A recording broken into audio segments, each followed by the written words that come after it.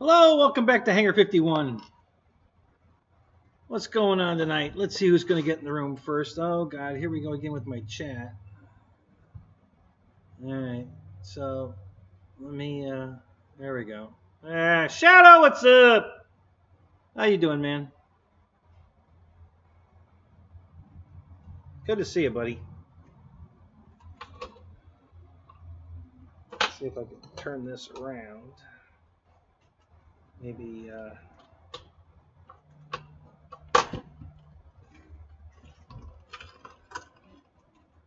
that's probably better. Gives me a little more room.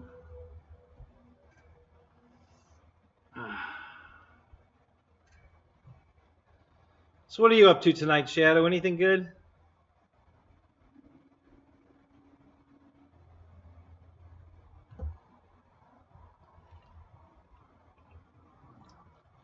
Oh, I gotta adjust my camera. My clips are showing. I don't want my clips showing. Bad etiquette to have your clips showing.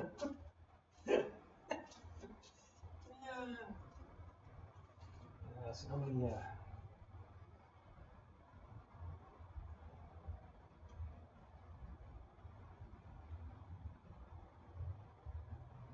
is that enough to get my clips not showing? Yeah, I think they did it. They're still showing a little bit. All right, hang on. A little more adjustment here. That should do it. Okay. You know, I can't have our clips showing. That's just bad etiquette there.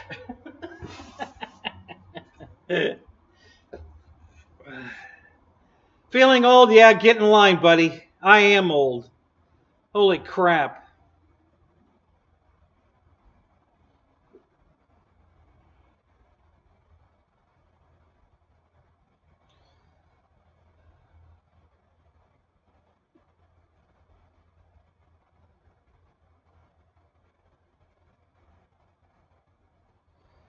What's up? Eric 1 and Eric 2. I'll let you guys decide who's who. How you doing, EQ?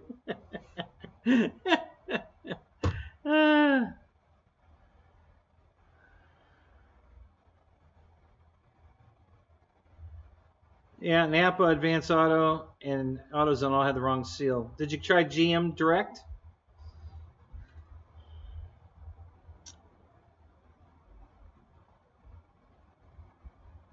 Yeah, no B-17 until after September if you get one. Yeah, well, you know, there's a couple of reasons for that probably, okay? You know, they're being made in Taiwan. I still think there's a wood shortage, balsa, you know, balsa wood in general. You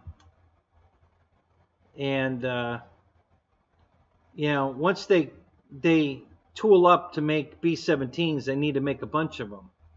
And if they haven't got a big pre-order of B-17s to start on, they're probably going to wait until they have a bigger pre-order, you know, so that they don't tool up to make, you know, 20, 30 B-17s and then they only sell one.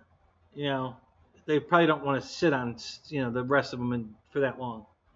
So, you know, because they have to revamp the whole shop there, you know, to get set up to build that, because they have to do it to make money at this. You got to do the, you know, the Henry Ford, you know, production line. You know, that's the way it's got to happen if you want to save money at it. So they got to get everything tooled up for big, you know, giant B-17s, you know, table space, rack space, all that. And, you know, if they only got an order for one or two of them, they're probably going to wait until they have a bigger order.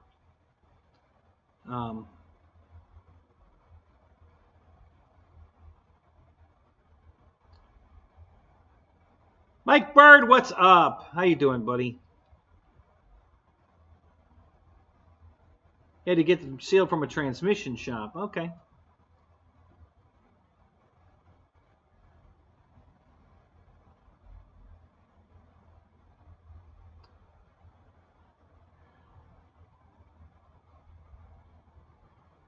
I I used to have a lot. Trying to get parts for my Impala SS about 10 years ago was like pulling hen's teeth. Man, it was nobody's books were right. Every time I went in there, what they were listing for the car was wrong, and it was a pain in the ass. But they're pretty right. I mean, I haven't gotten the wrong part in quite a while now.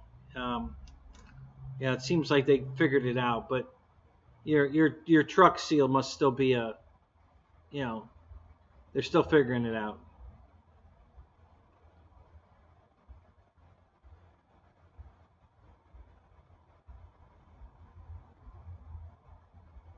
Oh, Legend said you were too late in ordering it. Oh, really? Oh, wow. Huh. Where's that jet? Yeah, it's in the house. So I've been finding a lot of issues. Again, it's not a manufacturing problem.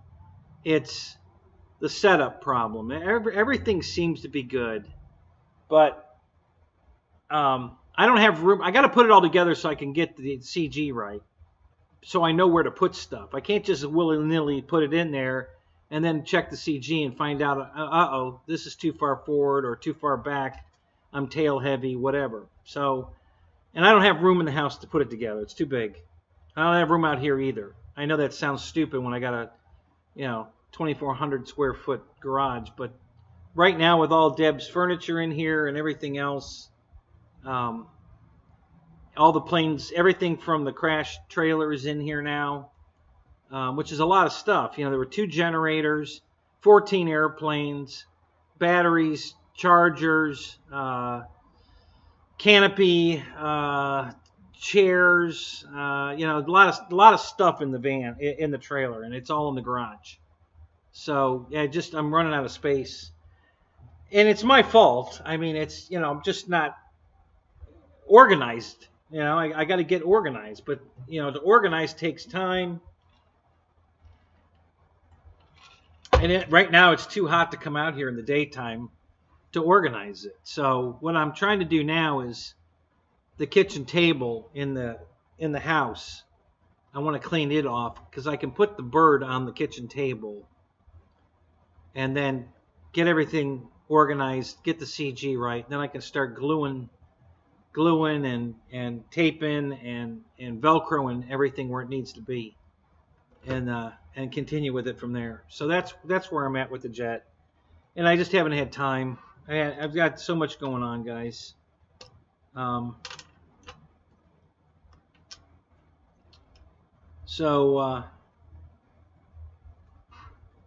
Second garage, yeah. I wish. Yeah. Now the next thing is I go buy a house on a runway with a hangar. That way, if I buy a real airplane, I'll have a place to put it. So that might be the next step. Would be to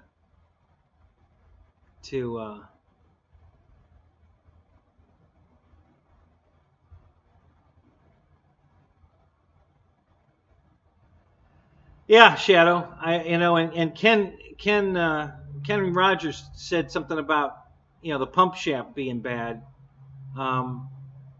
My buddy Garvin, that I have keys to his shop, and I do a lot of work with him, and I had the same issue. My wagon puked the front seal, and when I told him that, he immediately said, "Well, I'm sure the pump's bad." I said, "Well, I don't know. I mean, it runs fine, it works good, the tranny, shifts fine and everything. It's just leaking really bad now."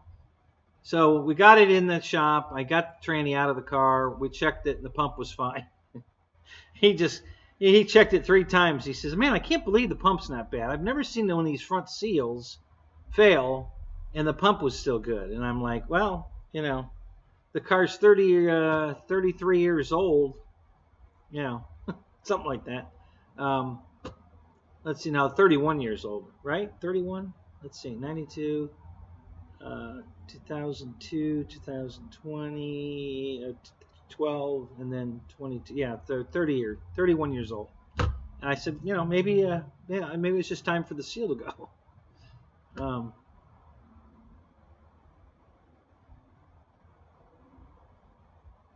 Yeah, Ken, come on down. You know, if you want to come organize my shop, come on down. Yeah, Ethan, same here. You know, that was kind of the thought with this building. But things in my life keep changing, and so my end goal keeps changing. Okay. Um, so I'm not doing well from the accident. I'm having a lot of trouble with my back. Um, so now we might have to be looking for something with wheelchair access because it's not looking good. So we might have to move out of here anyway.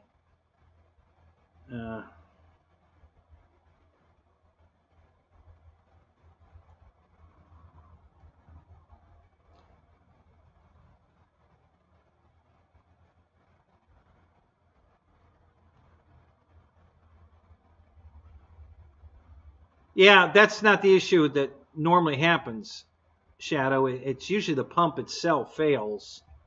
The front bearing in the pump fails, and it wobbles around, and that wipes the seal out when that happens. And that's what my friend Garvin thought was wrong with mine. He was betting me that that's what it was. And then when we got it apart, there was nothing wrong with the pump. It just needed a seal. So I put the seal in it, put the tranny back in the car, and it's been fine ever since. But yeah, that was they generally think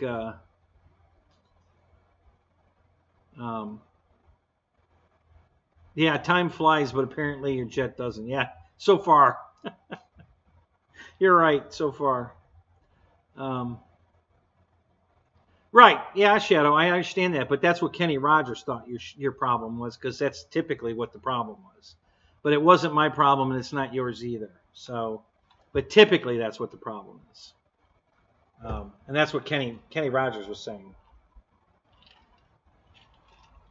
So, but anyway, and then when my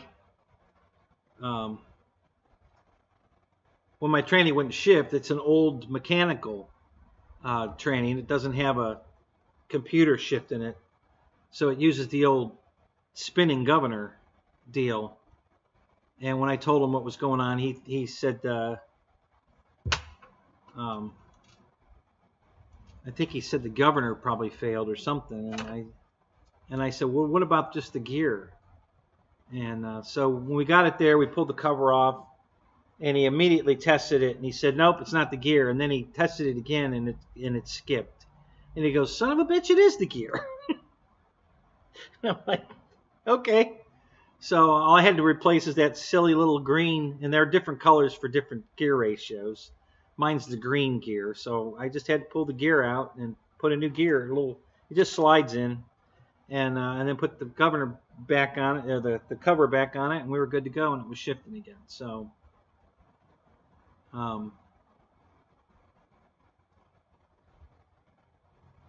right, same thing with mine, Shadow. Yeah, the tranny was working too good to be a pump problem. And that's what I told Garvin when he told me it probably needs a pump.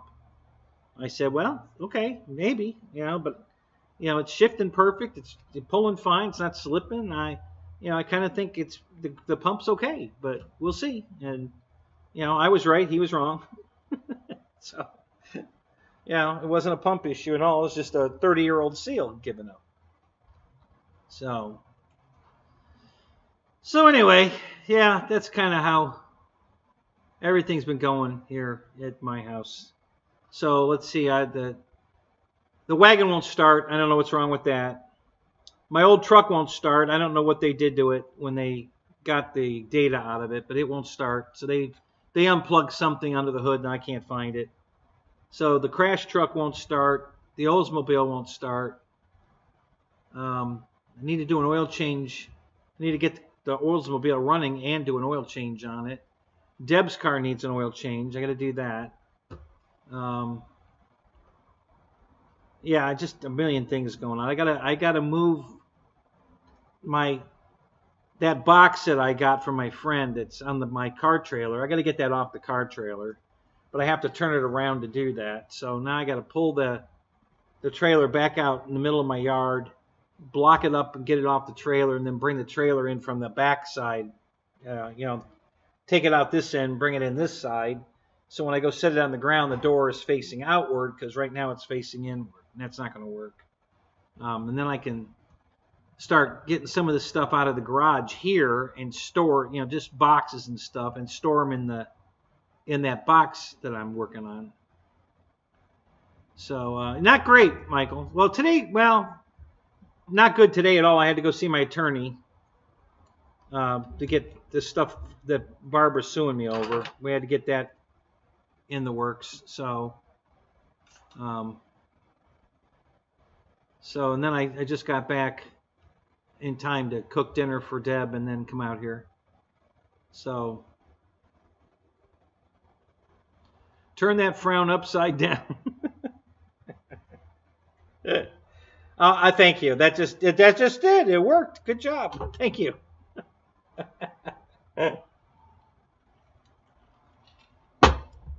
So yeah, just nothing's going the way I wanted it to go. And it hasn't for years. I was so set to retire at 62, and that was last year, and have a reasonably comfortable life, and man, that didn't happen, even come close. So the only good news, I did get a little bit of money from the insurance company, not everything, not even close, less than half. But I got enough money to replace the trailer. So I bought the new trailer yesterday and brought it home. So it's really nice. It looks it's identical to the original trailer,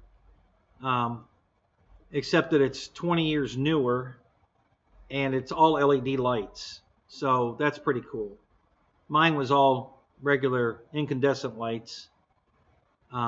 This trailer's all LED. So all the marker lights, the interior lights, LED, the tail lights, everything. It's all LED lights. So that's cool. So I got to start working on tomorrow. I hope to start working on getting the plane rack and stuff in it, so that I can start using the trailer to go flying again. Because trying to put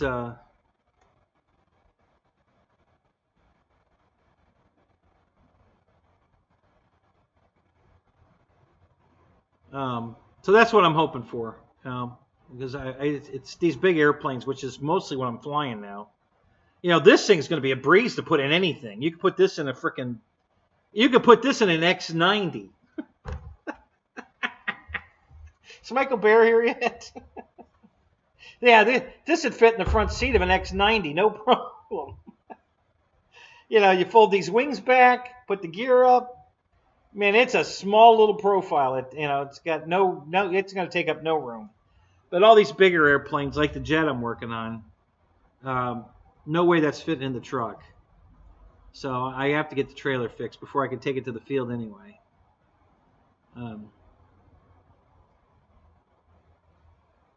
Yeah, Shadow, she's not, and I just want to talk to her. I wish, I don't. It didn't work out, but I don't hate the woman. I still want to help her if she'd let me, but I don't know I don't know what her end game is. I don't know if she just wants to make my life miserable, or if she just hates me, or I don't know. I don't know what her problem is. I don't know. I offered to help her. I still want to help her. I don't know. So she did text me that what she wants, and a lot of it is just she needs to look harder in her stuff. I gave her all her stuff back that she's almost all of it that she's claiming. The rest, some of the stuff I didn't find until recently. I didn't even know it was here. But all the stuff that I sent her back a pickup truck full of stuff. And but but I didn't get it all, apparently. And we did find a couple of things. Yeah, we just found a pair of sunglasses yesterday that must be hers because they're not mine and they're not Deb's. So, like I said, I've got a few things here but most of the stuff, like she's complaining about 42 pairs of jeans. Well, I packed those very neatly in one of her bags. I think it's the big black suitcase bag. I put all of her jeans in there. I folded them all up nice and I put them in there. She's talking about 2 cell phones. I put the cell phones back in their boxes. Yes, it's Barbara. Yeah, So and I put them in a one of those handled. I don't remember what kind of bag it was. I think it was like a Bed Bath and Beyond bag or something. I think, but it was a handled bag, and I put the cell phones back in their boxes so that they wouldn't get damaged, and put them in that bag with some other stuff. And she had a tablet too, so the tablet's back in the box, and the phone's back in the box. Her jeans are in the bag. So there's just, so I hope I can talk to her. We can work this out. I don't want to involve attorneys because it's just going to cost us both a fortune, and I don't have money for that.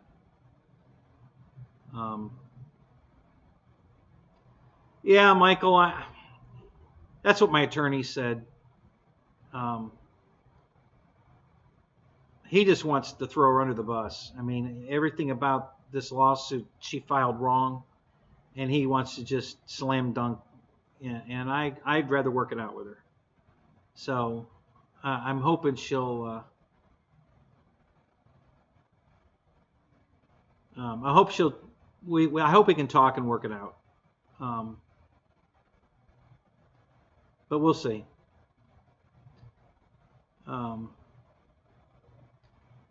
Yeah, I had to give him a $2,000 retainer today, but I can get my money back if she cancels this lawsuit tomorrow, because he goes on the clock Monday. So he starts eating up that $2,000 Monday. And if she cancels this thing tomorrow, I can call him and cancel our contract, and he won't have to go to work Monday, and then Barbara and I can just work it out. And I hope that can happen, but anyway. So that's a big mental distraction for me. What's up, Victor? How you doing, man? Mike Bird, Ken Bird, Wild Bill, Michael Reitza, Shadow Ops, Eric, EQ. Good to see all you guys, man. Welcome. Glad you're here. Got a bunch of lurkers. Micah, if you're here, good to see you, man. Hope you're doing well. Like I told you before, you're definitely welcome here. What's up? So, hey, David's here. What's up, David? Good to see you.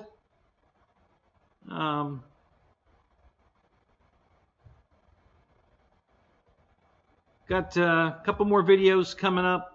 Already canned, ready to go for the foam repair. And I said I got to go to the chiropractor tomorrow morning, so I may work on it tonight. I'm going to do the steaming on the engine, I think tonight after my show, because it's cool out here at night, and I can work all the way till 4 in the morning with Jerry, like last week. Hey Jerry, how you doing, man? Well, you're right, Jerry, and that's the same thing my attorney told me too. But I have more faith in it than that, I guess. I don't know. I think I know this woman pretty well now. I don't know. We'll just see.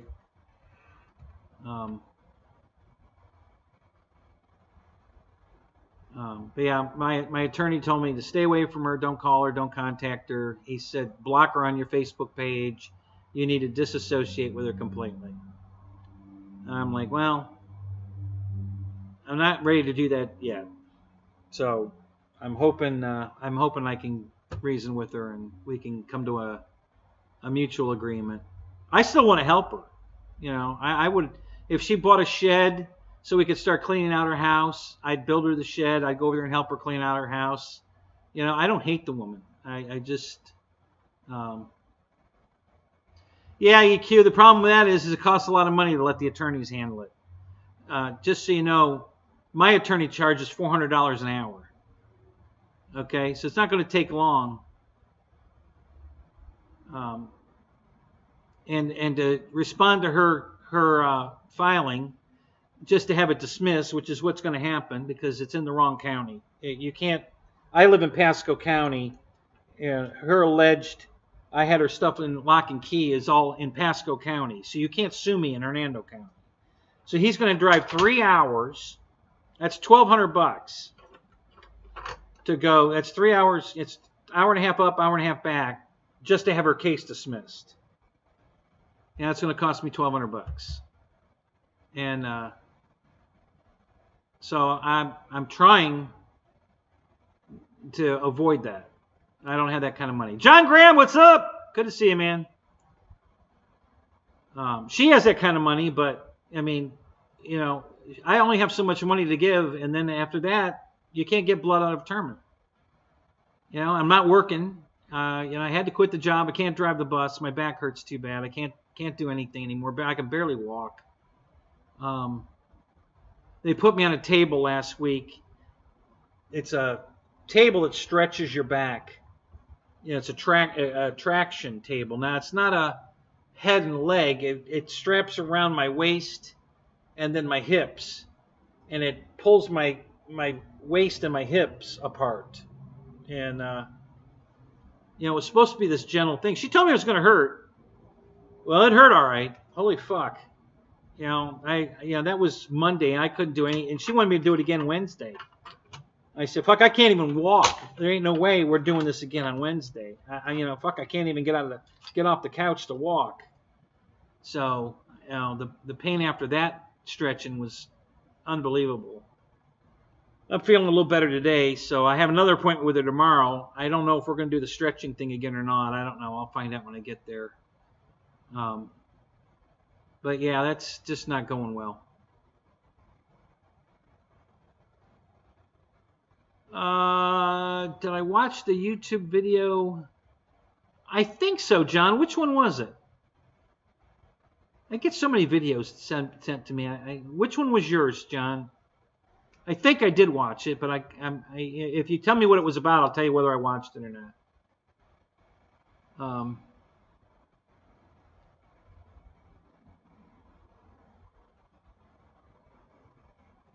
So,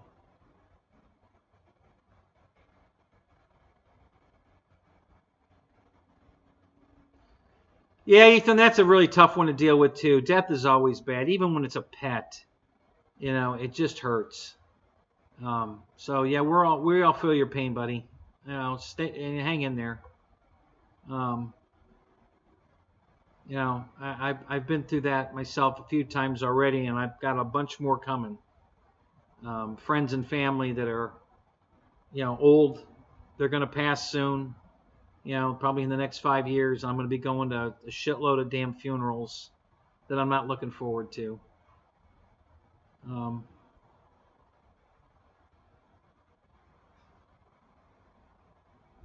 You went to Dollar Tree today, and a lot of their shit was $5.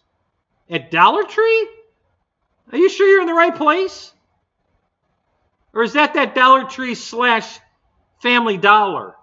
Because that's not a Dollar Tree anymore. If it's a Family Dollar, it's not a Dollar Tree anymore. They might as well take that sign down.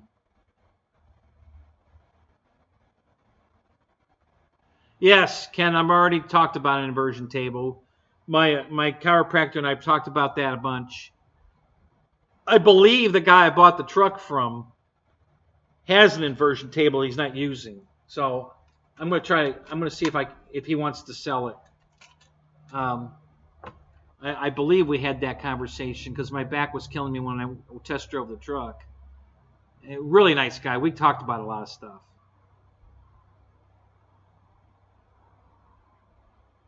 Oh yeah, John. I saw that. Yes, I did watch it. Yeah, yeah. He was, you know, his information wasn't wrong. Wasn't totally accurate. Um, but he missed. He didn't talk about a lot of airplanes. Like he was talking about the Thompson Trophy plane. Well, it not only competed there, but it won there. That particular plane won the Thompson Trophy race, and he skipped right over that. And but yeah, and he was there about the same time I was. So there were two B-25s there, and he didn't talk about the other one. That's the one that's been restored and is now called. Well, it's still called Wild Cargo, but it's at the Virginia Air Museum, and it's got a picture of a girl in a leopard skin bikini inside a bamboo cage, and it says Wild Cargo underneath it. And but that's not the one he talked about. That was the other one. The Wild Cargo one had the 8-ball painted on the nose of it. And he didn't even talk about that one. So, but yeah, thank you, John. I appreciate that. I did watch it. It was pretty good. Yeah, he was. He's a lot younger than me, because when they showed that picture of him, he said that. Yeah, that's me. 16 years old. Yeah. Yeah, I was 24. See, I think he said in '84. Yeah, so I was 24 at that time. I was there a little later than that, because I was already dating my. Well, I met her in 23 or 83 though, I think.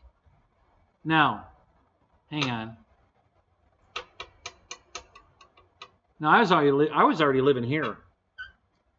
So yeah, I was there in 79, 80, 81-ish. So I was there a few years before him. And Walter had two F-22 or I think they were P-22s. I'm sorry, P-82s, the twin Mustang. He had two of those there, and he only talked about the one. He talked about the one that was in the belly of the bomber, which that wasn't accurate either. The P-82 was not in the belly of the bomber. It was in his yard, in the garage.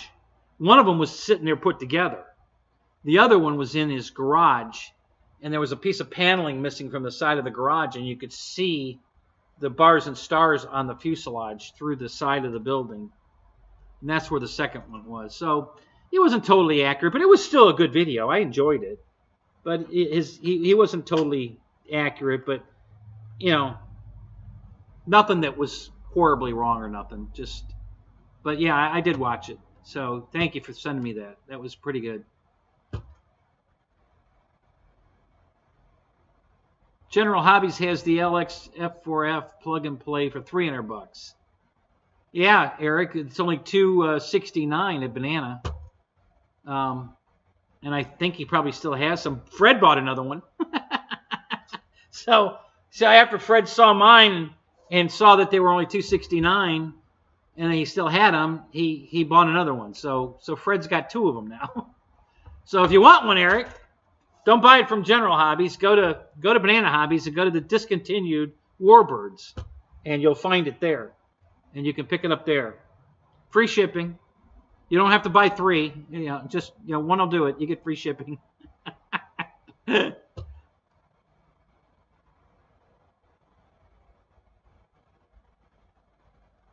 Yes, I watched that one too, where Hoot was talking about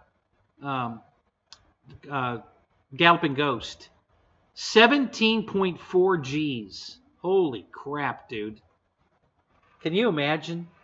That knocked him out instantly, man. Nobody could withstand that and stay, awake. So as soon as that plane went 17.4 Gs, he was out cold, and that's why it just dove in, because there was nobody flying the plane at that point. So yeah, that was interesting too. I watched that video also.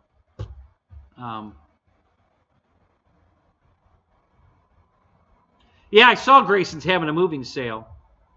Yeah, I saw that. I don't know where they're moving to, but yeah, I saw that they were having a moving sale.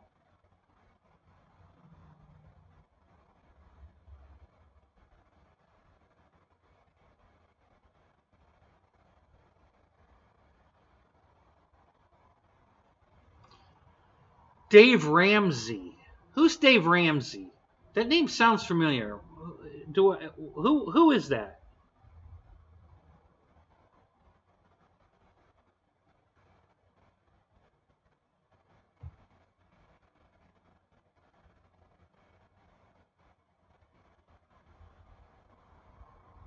Oh God, is that right, John? I didn't know that. Your wife's boss? So your wife works at that museum that has wild cargo? God, I don't remember that part of the conversation. That's fucking awesome, dude. I didn't know that.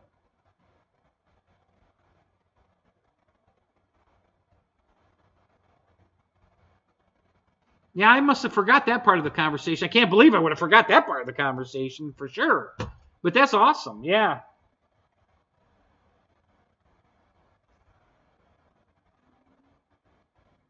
You don't see any? Let me look. You must be looking in the wrong place. Let me look. Unless Fred got the last one. You know, you're too late, dude. I told you 2 weeks ago.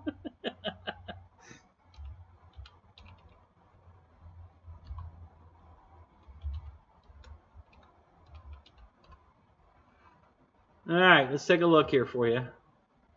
Hold on, guys. I'm going to miss the chat for a minute because I can't do both at the same time.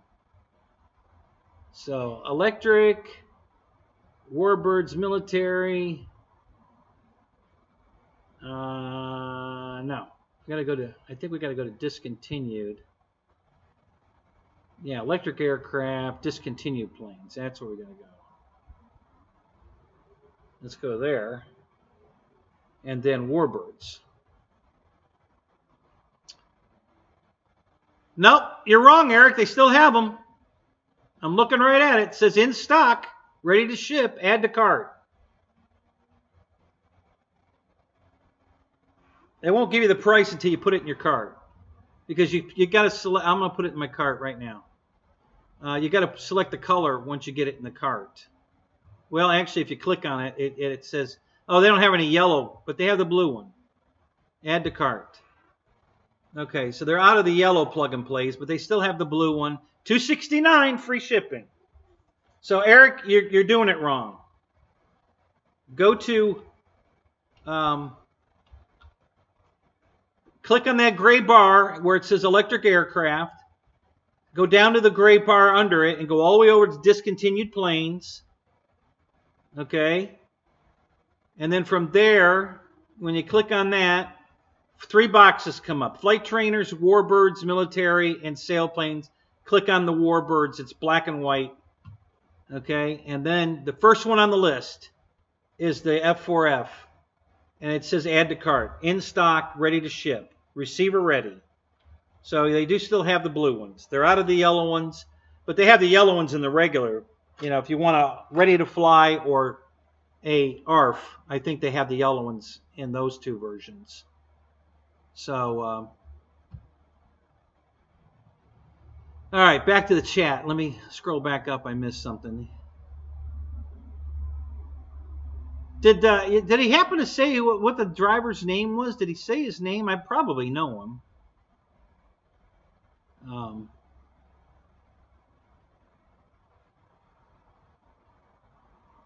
You finally bought a 4S battery today for the Viper?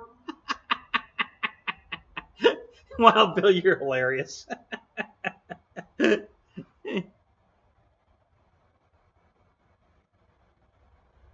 Yeah, he had to have been out cold.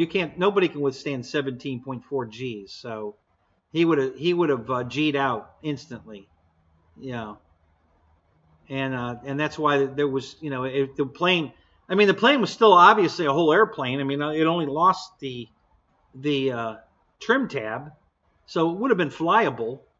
He might have had to slow it down, you know, to loosen some of the pressure on the stick, but you know, if he was awake, he would have been able to save it. He just wasn't awake.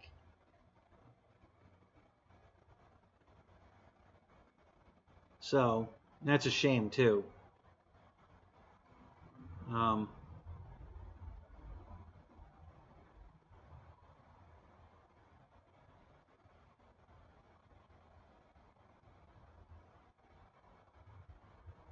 Yeah, John definitely has the hookup to a bunch of cool planes for sure.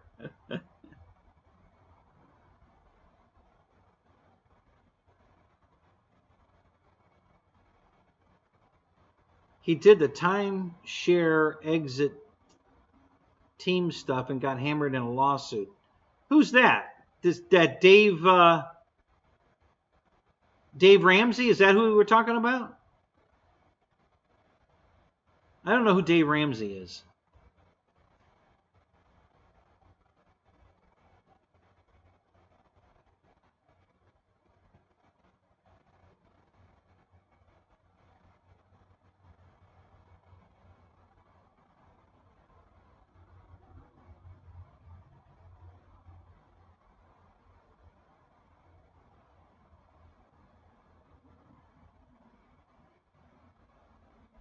All right, so what else? Okay, I might get some spare. You might get a spare. That's what Fred did. It's exactly what Fred did. He told me that. He said, yeah, I got another one. Because I guess he needed the spinner, which I could have made him one of those. Hell, if he just told me that. I'm going to make myself one.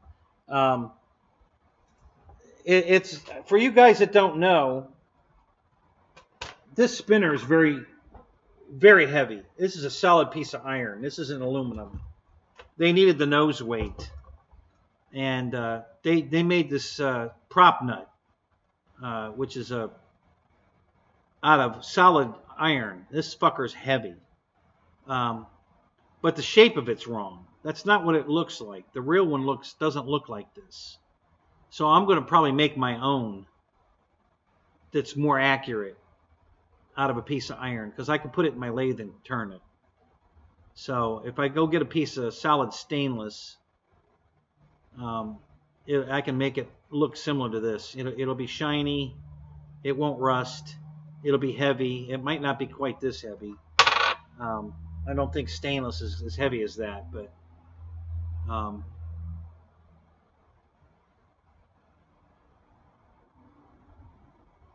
or I could make an aluminum cap to go over this, and then that would have the right shape, because this is. Did you hear that? This is not the right shape. I mean, it's not correct. It's supposed to be bigger. It's got a more of a rounded nose. It's just not accurate. You know, not a big deal, but it doesn't look right.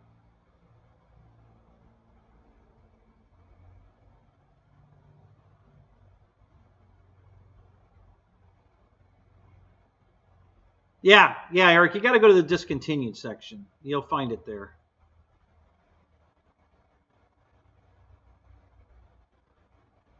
Yeah.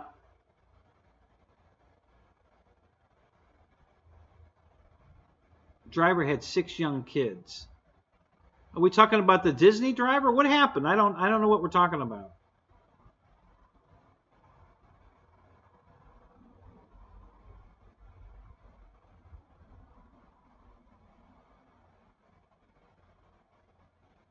Yeah, that's what the guy said. That's what Hoot said, that he was slumped over, and that we couldn't see him in the cockpit. So, yeah, that's interesting. I had no idea that they had G-force readings. Wow, 17.4.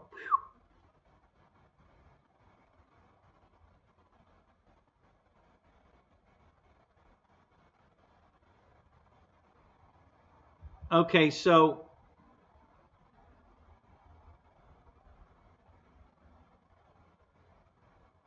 So what does Ramsey Solutions do? What's his? Is he an attorney? What is his focus? What's his show about?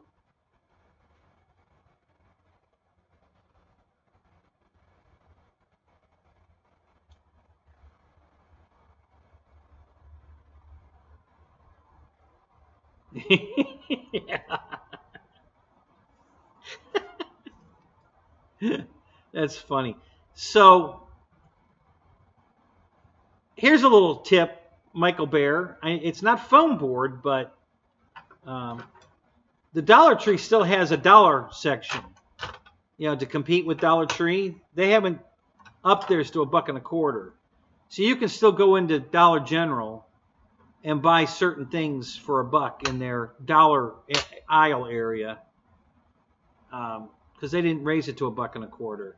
Now, if you go to Winn-Dixie, they had their own dollar aisle, but they raised it to it's you know, now it's 4 for $5. Everything in that whole area is, you got to buy 4 for $5 to get, which is $1.25. so they are onto it. They raised their prices too.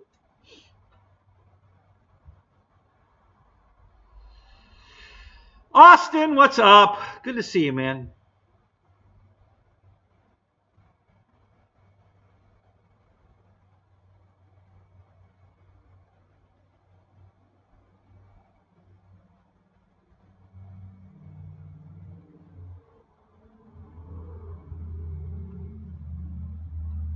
Oh, that sounds exciting. I'll have to rush right into Dave Ramsey's show and check that out.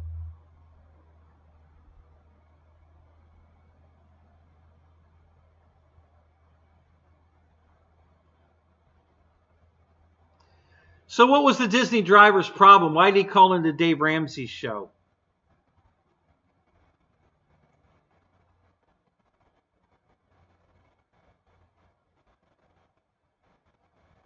Oh, he helps you get out of debt. Oh, yeah.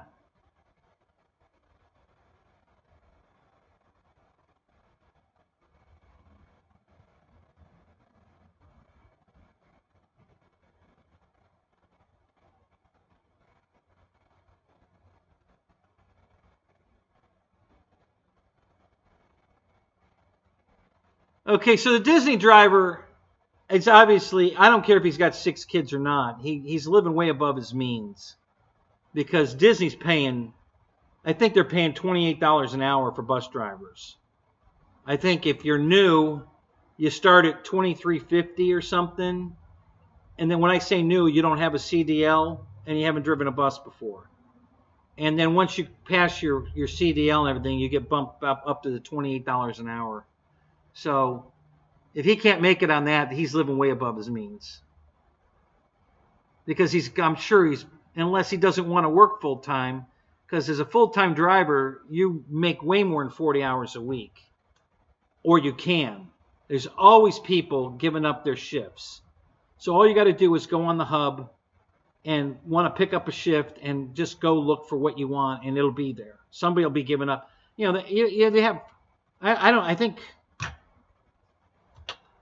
I'm not sure how many drivers they have there, but a lot. Okay. And there's always people giving up their shifts. There's a lot of people that don't want to work.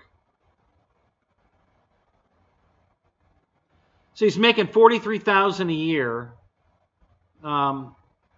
So he's not full time.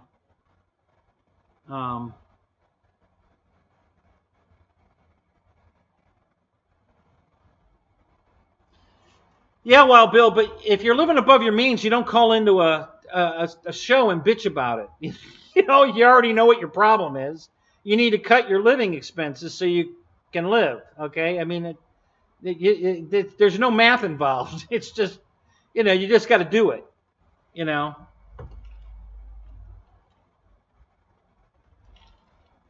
You can't drive a brand new car, and you know everything. You know, you gotta live within your means. You know, until I got the truck, the newest thing I had was a '96 in cars. So I'm not quite as tight as Michael Bear.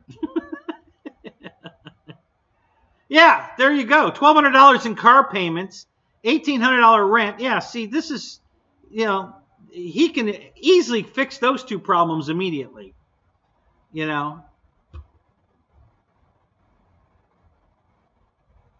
drove 2 hours each way. I did that too. That was what I was doing. I was driving 12 hours, but I wasn't making anywhere near that kind of money now.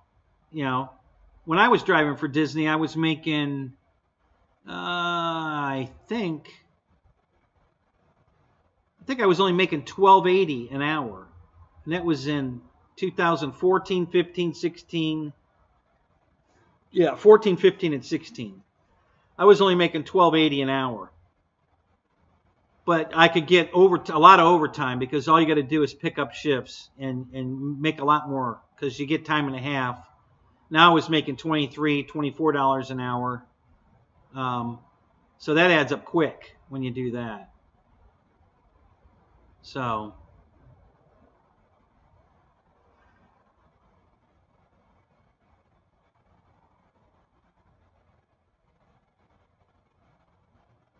yeah, Ken, you're right. The government definitely wants that. That's why they're talking about going to this digital money.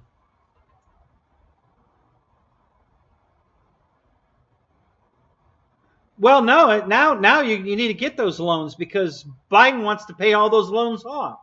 So kids should go to college now and run up those fucking college bills so Biden can pay them all off. You know, that's his plan.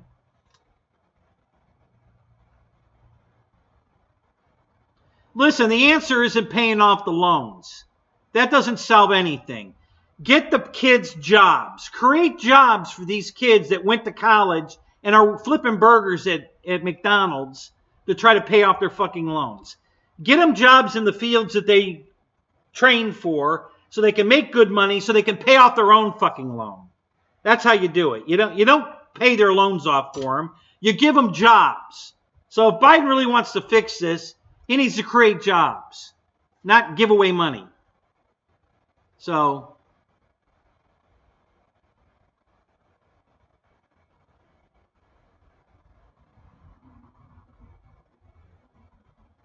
yeah, Shadow, it's still our money, but they can control it.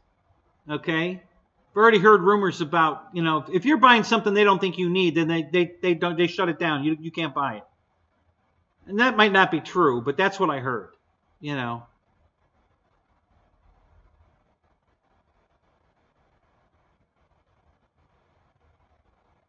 I'm sure I can go watch it. Yeah, I'm sure it's a rebroadcast. So,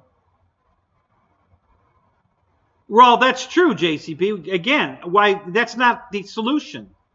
Paying off their loans is not the solution. We're paying the loans off. And that doesn't fix anything. The kid's still flipping burgers at Burger King. He was a jet engineer or whatever, and he's flipping burgers. It's stupid. Get him a job. You need to get these. You need to create jobs for these people, not just give away fucking money. That doesn't fix anything. So.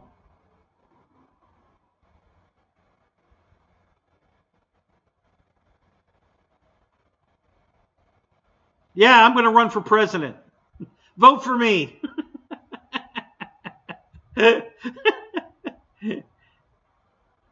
Yeah, you're right. I agree, guys. I already know that. We're paying for it. I understand that. I totally know how that works.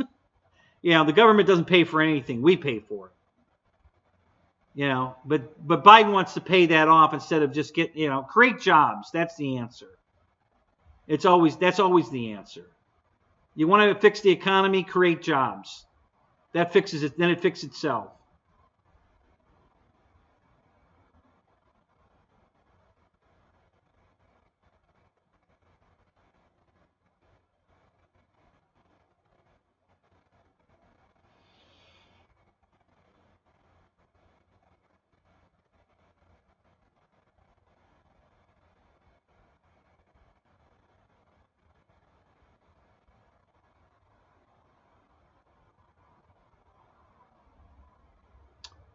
Joe, who makes $80K a year at Boston University? The teachers?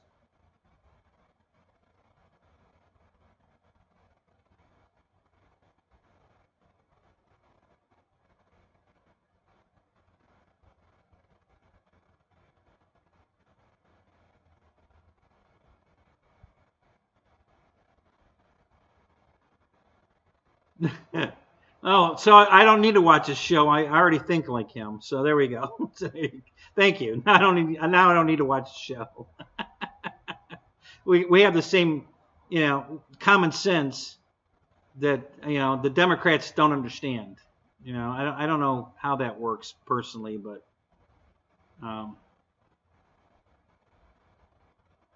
around here, guys, every strip mall around here is practically empty. There's no small businesses anymore because nobody can afford to open a business. So there's all these strip malls that are empty.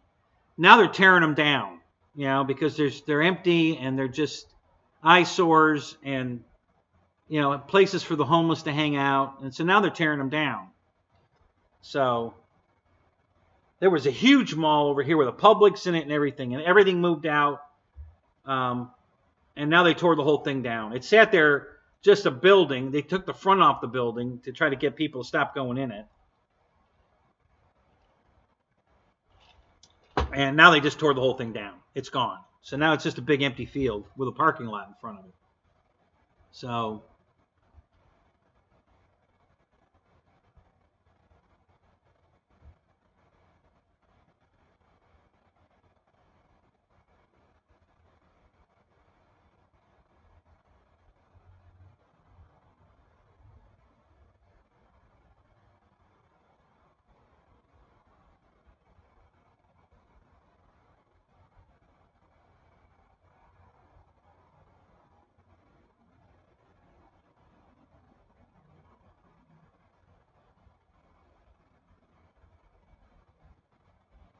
yeah, right. So you're right.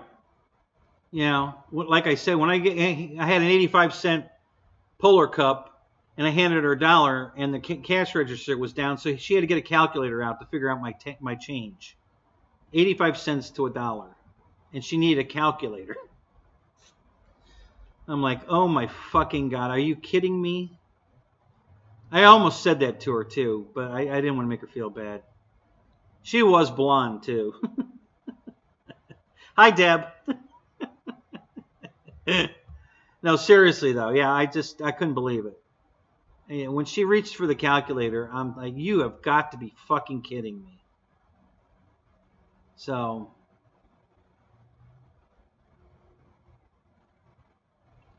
what do they teach kids in school today? How to text message? Is that the new how to hold the phone so you don't get neck. I don't know. I don't get it. I have no idea what they're teaching kids in school today. None of them know a damn thing about Pearl Harbor. Pearl what? I mean, nothing. I mean, they don't know nothing. The Challenger space shuttle? What's that? Yeah.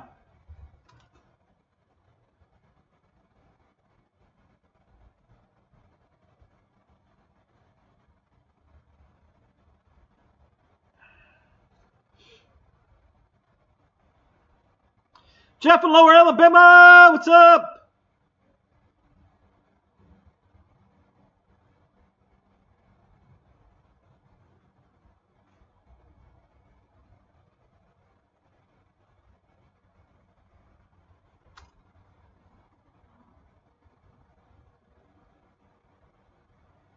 Oh yeah, there'll be a shitload of repos. You're right. That's for sure. Oh, you had a club meeting too, JCB? Oh, that's cool.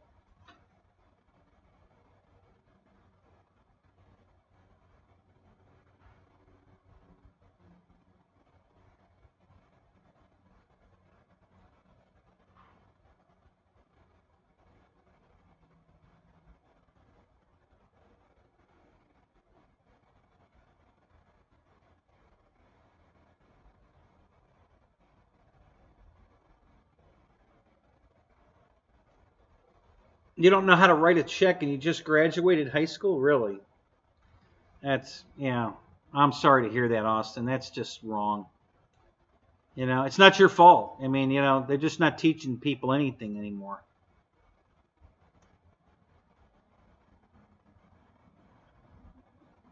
Yeah, ping pong classes? All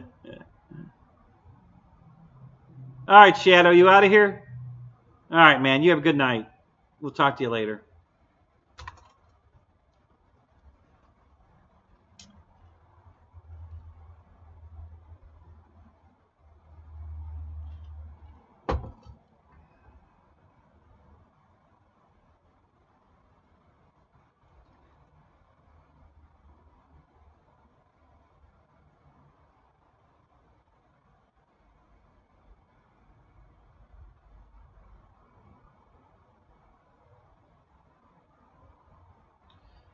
Yeah, Ken Bird, you're right. Yeah, the government wants to control how we raise our kids too. You know, that we can't do this, we can't do that. Yeah.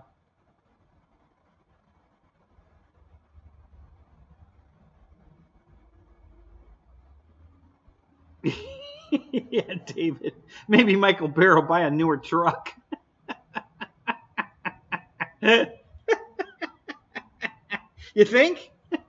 I don't know. I don't think we can get Michael Bear off his wallet. I think it's under lock and key for. Yeah, I think there's a chastity belt on his wallet.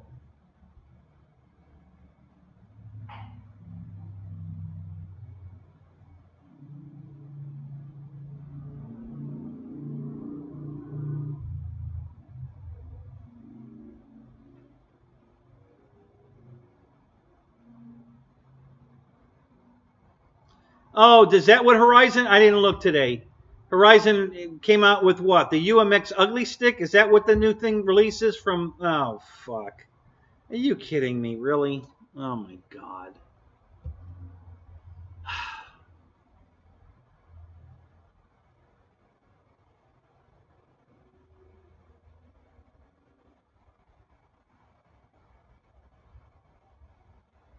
Your granddaughter is learning cursive in high school. Hey, at least she's learning it. That's good. Everybody, no, I guess they stopped teaching it completely. Nobody knows how to write cursive anymore. You know?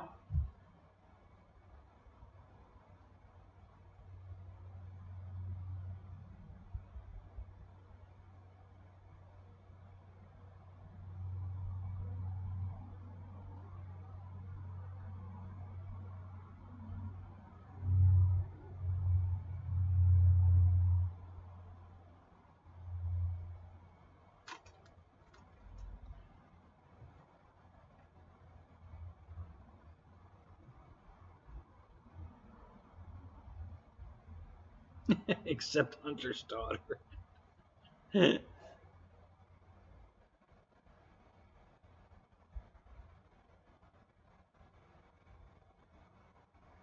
So Austin, can you write cursive writing or no? You said they didn't teach that to you?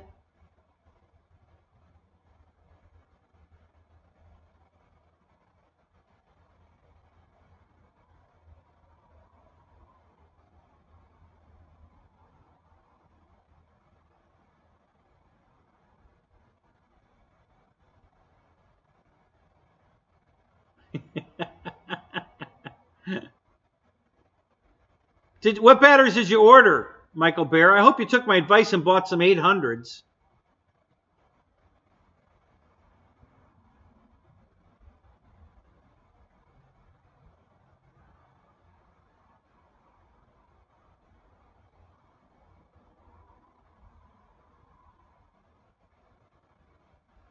Yeah, Wrights is still in high school.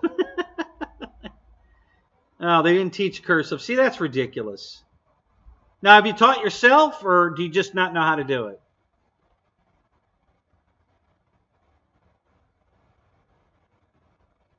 Yeah, what the fuck is cursive?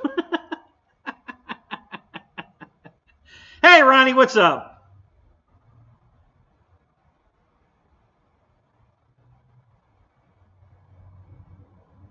Your accountant said 5 plus 4 equals 3? Okay, there you go.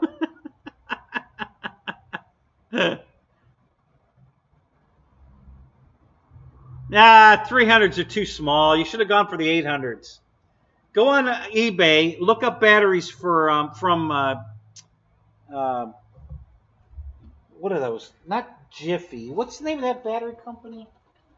Um, Something iffy. Jiffy. Skippy.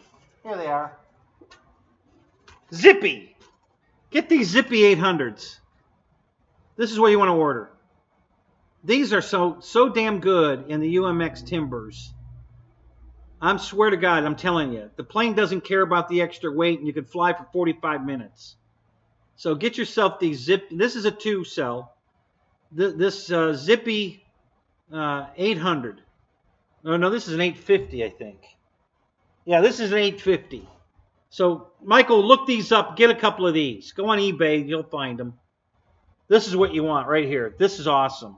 That's what I fly both my UMX timbers with. I got a regular timber and a turbo timber. I use this battery in both of them.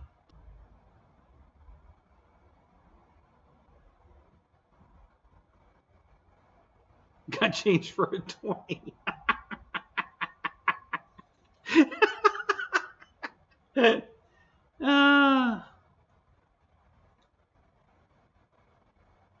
Oh, you have some of those? Oh, good. Yeah, they work great in the timber. Yeah, Hobby King carries Zippy. Yep.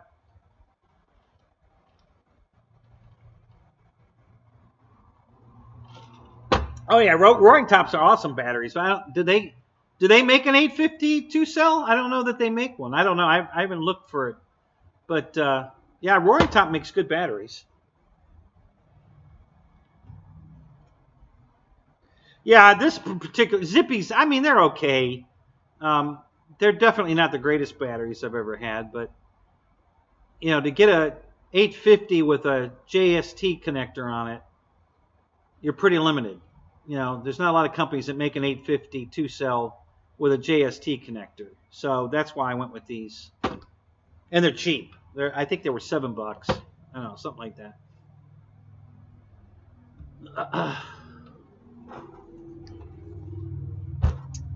So what else is new and exciting, guys? What do you guys? What do you know? What do you heard? What's going on? Is that the only thing Horizon released today? Was the UMX ugly stick? Oh my God.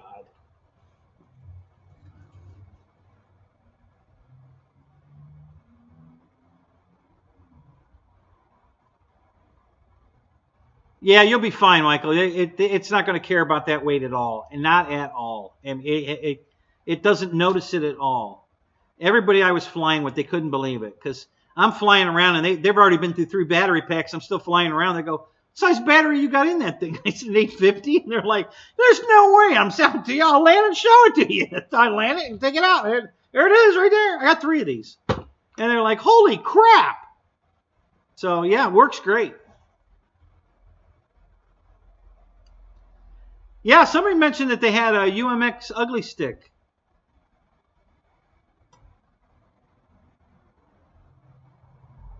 Yeah, I guess it was a respawn, I think he said it was. I don't know. Let me go look. Let me see what Horizon's got. Got the old...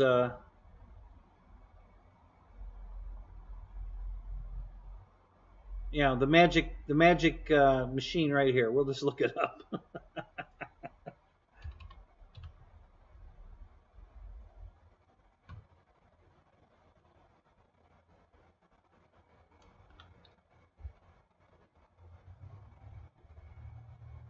All right, so we got some low-C trucks. We got Christmas in July. Yeah, they got one thing you save $300 on, but it's still out of my price range. But no, I don't see anything about. They do have some good surface sales right now, guys. They've got that. What the hell they call that thing? That truck's on sale again, and I think it's even cheaper than what I paid for it, and I got them cheap. So they got those on sale again.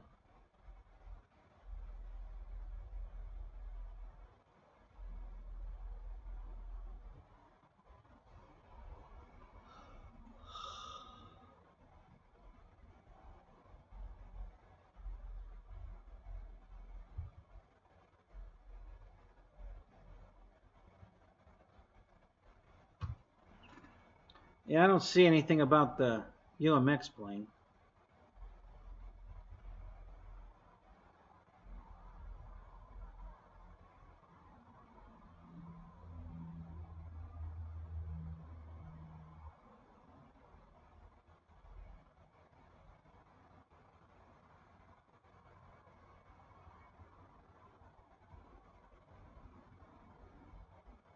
Let's see.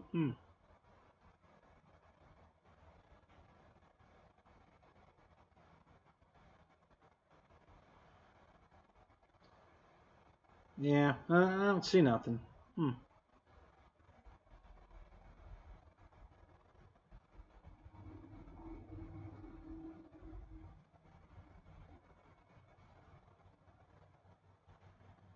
Learn to fly, airplane skill level, competition, kids lab. Oh, how about new release? No new release category. Ah, crap.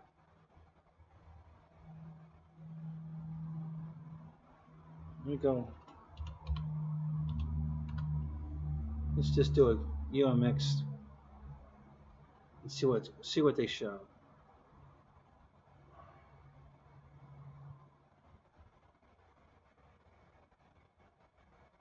I don't see anything.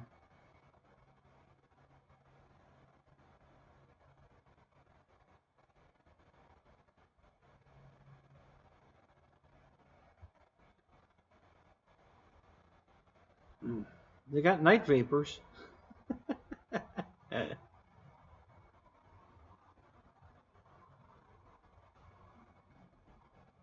Hey, they got the Twin Otter UMX. And if you want to know how to put the floats on it, go watch Pilot Ryan's video. It's classic. Yeah, I don't see anything. I don't know what the hell. They're too busy playing with their Christmas in July crap.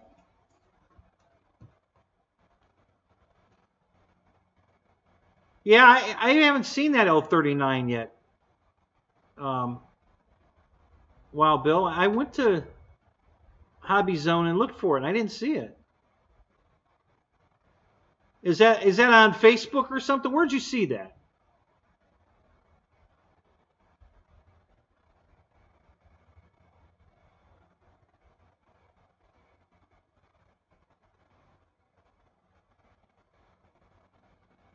Thank God for MRC.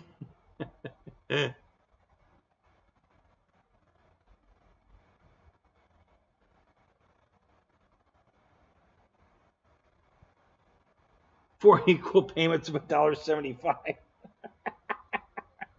Hey, you laugh. I've done that.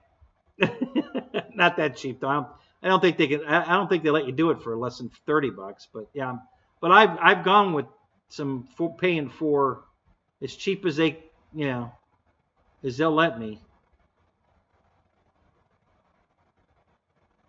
Oh, they released 2 new Baja trucks. Oh, okay.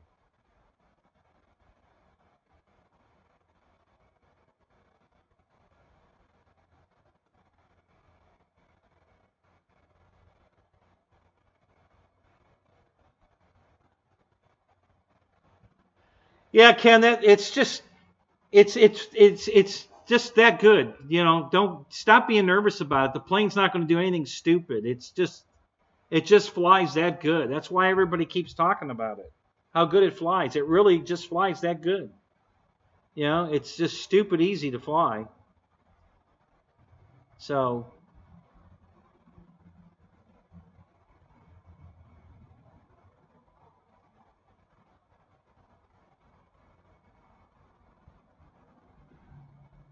what, a 1300 for us for the L39? You're already buying batteries for it? You don't even have the plane yet? That's thinking ahead. There you go.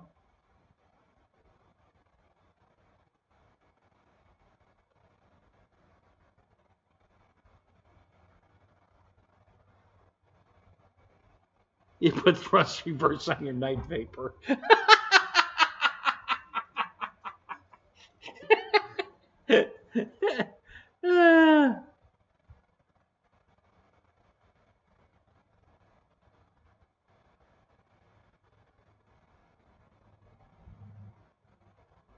If you're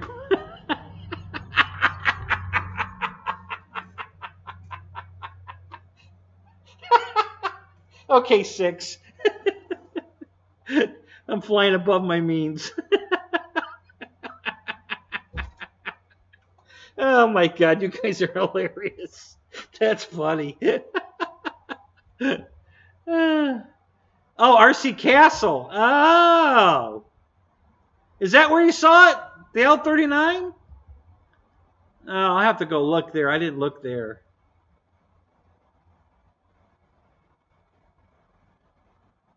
No, you're not gonna do anything stupid, Ken. I mean, if you can fly, you can fly. It's got to be the easiest plane you have to fly, without a doubt. I'm sure it's the easiest plane you have in your hangar to fly. Don't let the size of it scare you. It's just so easy to fly that thing.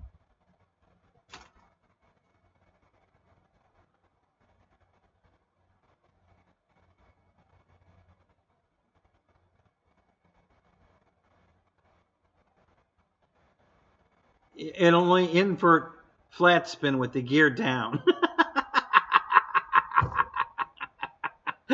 Okay, Kenny, I'll take your word for that.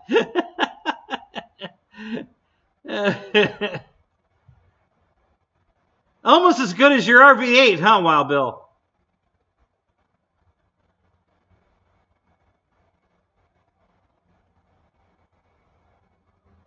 That's what she said, yeah. Yeah, a lot of times big airplanes intimidate people.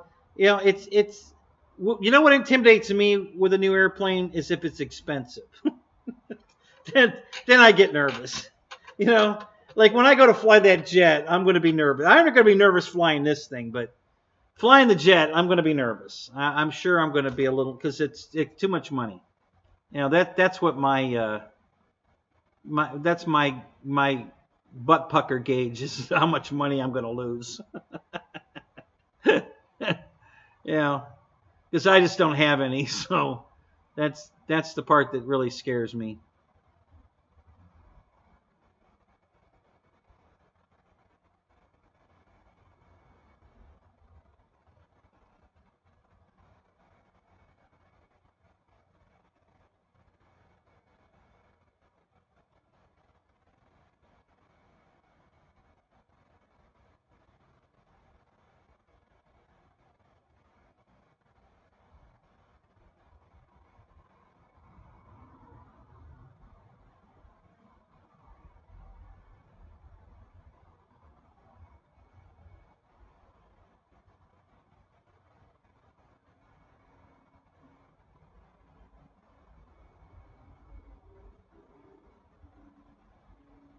Yeah, exactly. So it's not just the price of the plane, but because it's a big plane, it takes more expensive batteries. So yeah, that's the combination that's what. Wait till I have to fly my jet, Ken, because it's got 2 of those big expensive batteries in it, plus a little battery. It takes 3 batteries to fly that bitch. You need one this size to run the radio, you know, the servos and the receiver, and then you need 2 of those big motherfucking 6S batteries to fly the plane.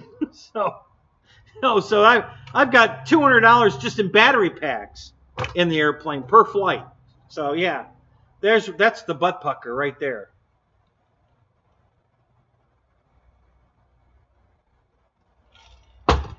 I know, Wild Bill. It was for me too. It was. I went kicking and screaming. I made an adapter so I could hook 2 3-cell packs together to go fly 6S planes. You know, my first 6S plane was my 1700 P-51, the FMS. That was my first 6S airplane.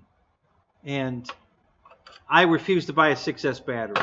So I used all my 3S batteries with a connector to make it a 6S. And yeah, it's only money, John. Well, when you don't have any, it's really hard to deal with. So then once I got acclimated to that, I started buying 6S batteries. I don't think I bought a 6S battery until I bought the Avanti. And then I bought 6S batteries for that. And then it just snowballed from there. Then I started buying 6S airplanes all over the place. So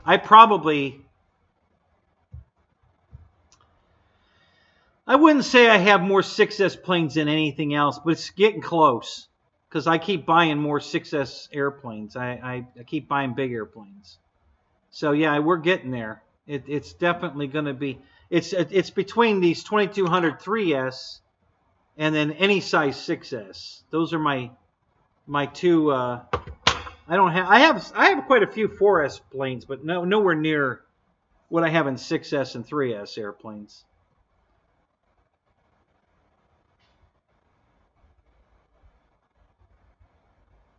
Right, Ken. I know. I hear exactly what you're saying. You glued your UMX Timber to the couch tonight.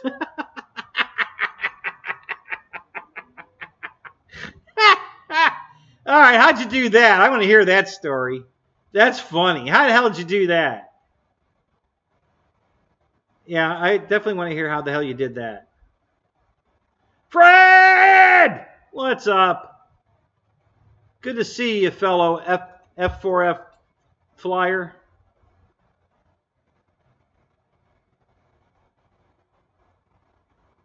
Oh, I know. John, I'm not that worried, really. I'm not worried at all, but I know when I take it out there, I'm gonna get the butt pucker. I know I will. It's just because of the amount of money sitting there. The plane was $900. It's gonna cost $200 to put batteries in it. So now we're at $1,100. And I'm sure the receiver that's not figuring that yet.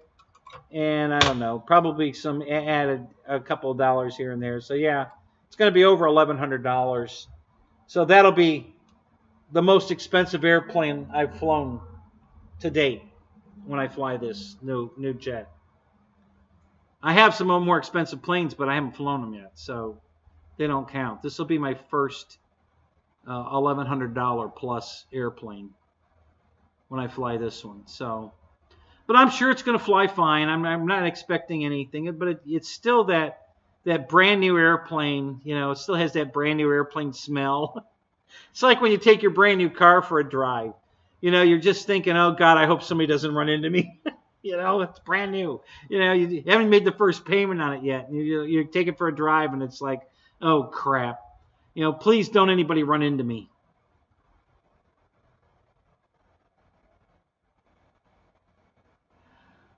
Oh.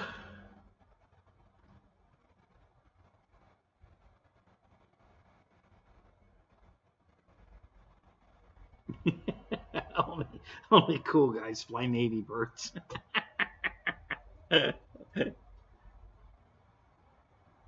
You know, I think I only have one or two Air Force planes, come to think of it. I think everything I have is Navy or Marine. I think my little 105 is Air Force. And I think I have something else that's Air Force, I think.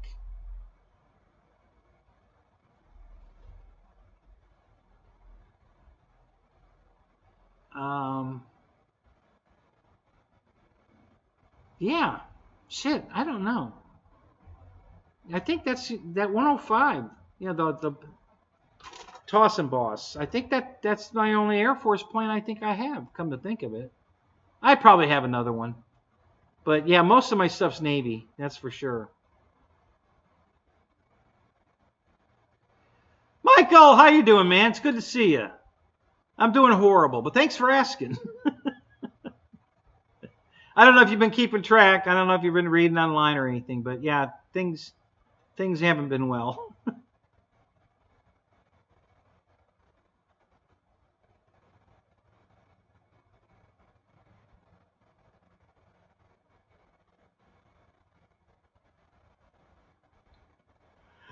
Yeah, that's true, Kenny. Your foam board budget isn't going to affect this plane.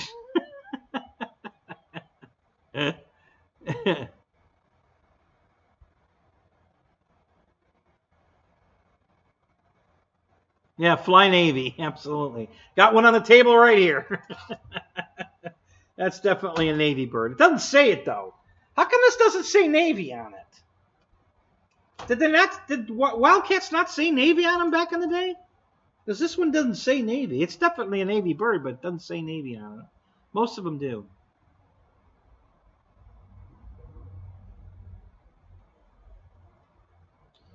Yeah, I have.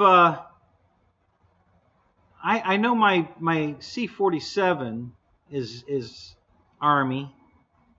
My Cub, I have a Grasshopper. That's Army. Of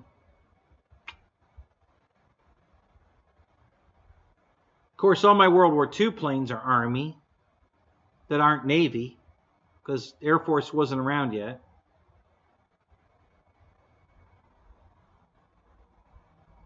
Yes, I saw the Buckeye video. Yes, that was kind of cool.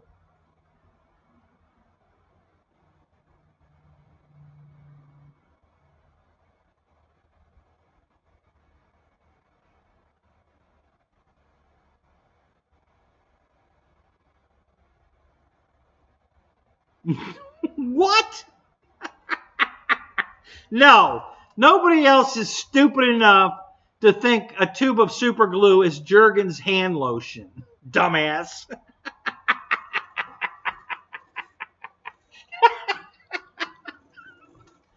That's pretty funny, sick. So, Michael, are you going to tell us how the hell you glued your timber to the fucking couch?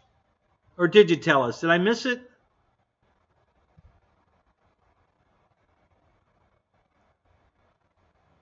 I want to know how the hell you glued your timber to the couch.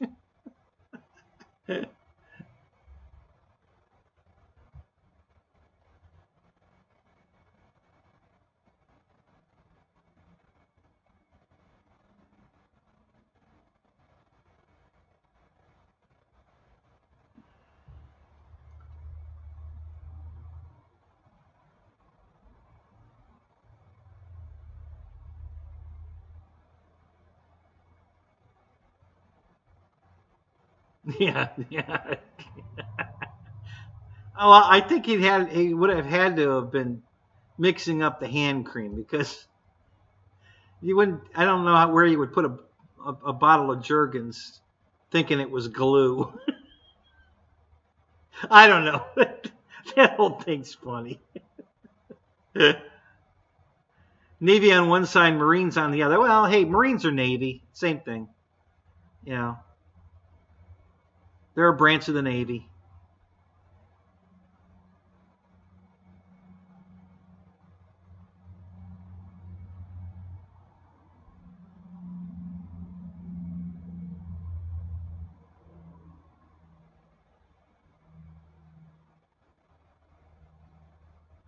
Yeah, see, Fred, I know. And you even parked it way out of way, to try to keep it safe. And then, yeah, that's the way I am right now with the new truck. I fuck every time I drive that thing. I'm like, oh fuck. Yeah, I pulled into my attorney's office, and there was only one parking place by his. And I thought about parking it way over, and oh fuck. God, I hate that. I just hate that feeling. I just.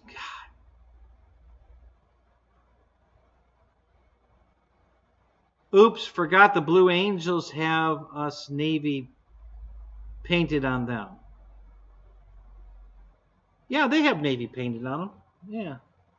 Everybody. This is the only Navy plane I've ever owned or seen that doesn't have Navy on it. Christ, even my T-28 says Navy on it. The red and white. It's not even blue. It's red and white, but it says Navy on it.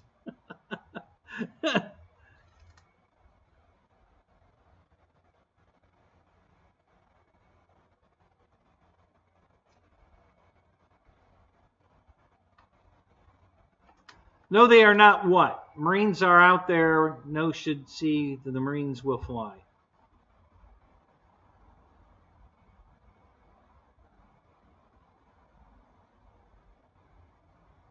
So how much damage did they do to the car, Fred? Did you have to get it fixed, or was it a bump that you didn't need to really worry about? It wasn't worth fixing. Yeah, don't park next to an electric. Oh, sorry, on my phone.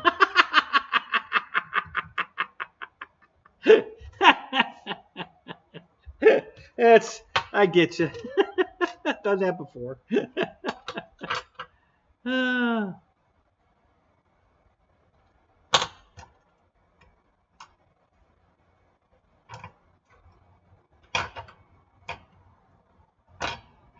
Yeah, yeah, I get it.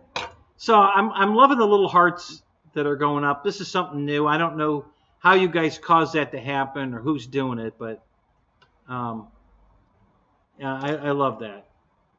You know, I don't know if it's hitting the like button makes that happen or there. See, there goes a bunch more hearts and smiley faces. More smiley face, smiley face. How are you guys doing that? How do you do that? What are you clicking on to make it do that? Now I got hearts and faces just rolling. Thank you guys. I love that. I don't know how to do it, but I think it's cool. Oh, now we've got fireworks, I think.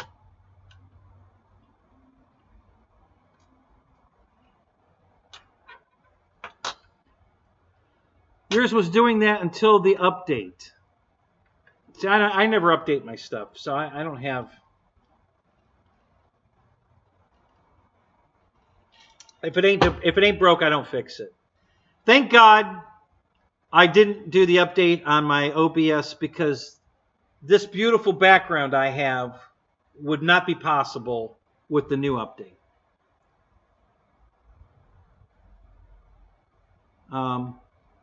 They took away the chroma key. They're doing the non-green screen green screen. And if I know you guys have watched other shows where they fade in and out, and it's all fuzzy around them, and you know, this looks like I'm literally this is really my room. I mean, it's so crisp, so clean. You know, my chair is you know, there's no fuzz around it. It just looks like I'm really in this room, and I love this. So I'm so glad I didn't update my OBS because they took the green screen feature away. I don't know why. Doesn't make any sense. I guess you have to go to, what is that called? ScreenYard? What Jeff in Low Alabama uses. A couple other guys use it too. I guess they offer it, from what I'm told now. But and do you pay for ScreenYard? Is that a pay to use feature or?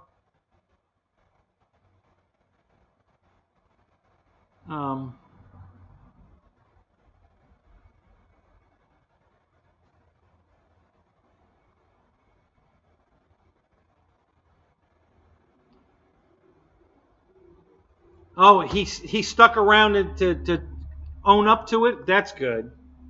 Yeah, $6,000 on your brand new fucking car. Yeah, God, I know. Yeah, I'm so nervous. I got to get my wagon fixed. I don't know why it won't start, but I got to fix it because I don't like driving the truck anywhere I have to park it.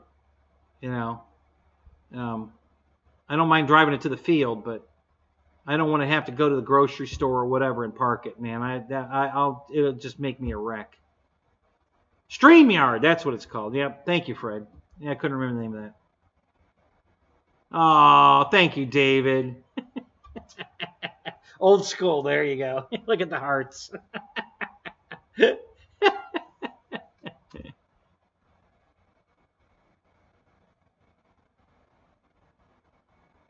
Oh, so you get 20 hours a month or pay for unlimited. Okay. For StreamYard, yeah. All right, well you're not at 20 bucks or 20 hours a month, are you, Fred? So you're good, right?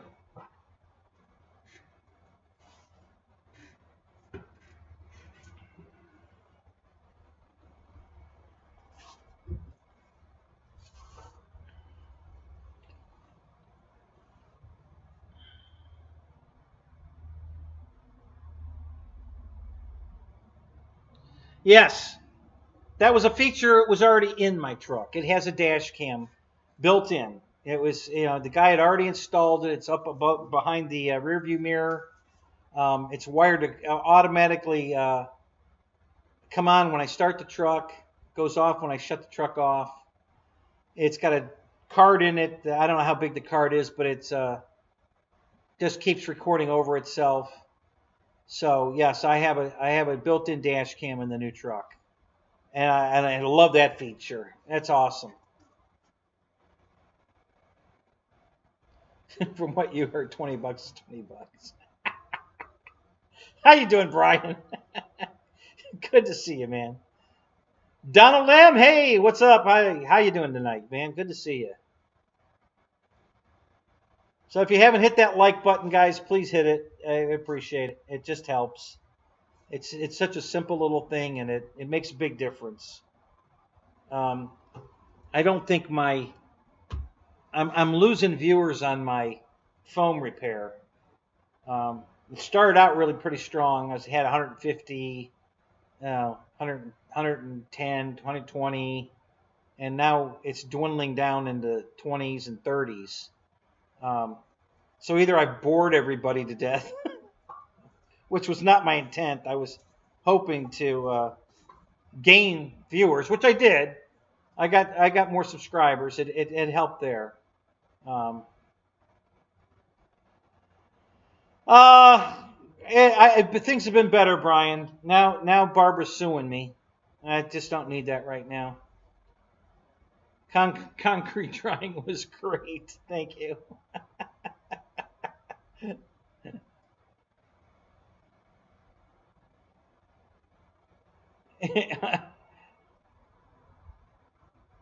You're telling me the concrete is the wave of the future. Slap nuts! What's up, Spence? What's up? Good to see you, man.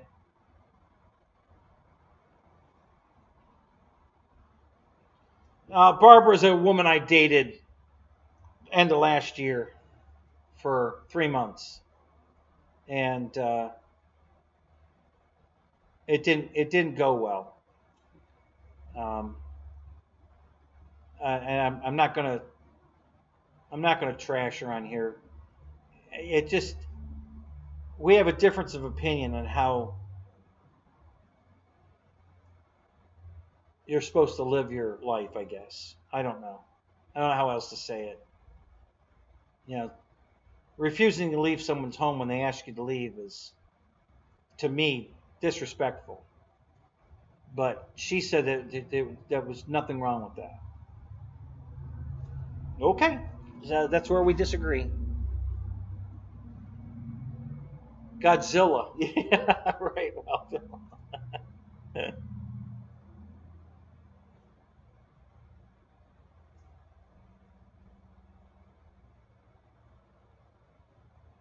oh, that was the yeah. It's right outside here. That's from Hobby King. It's a um.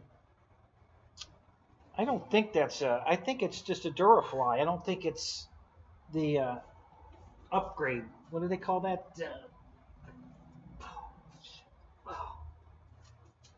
Um,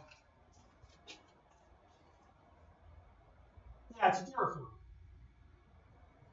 I can't remember the name of the high dollar shit at Hobby King right now. It's eluding me, but yeah, it's a Durafly. Nice stuff. That's a really nice airplane. I really like it. I haven't flown it yet. Got to put a receiver in it, but it looks really good. I can't wait to put that together too.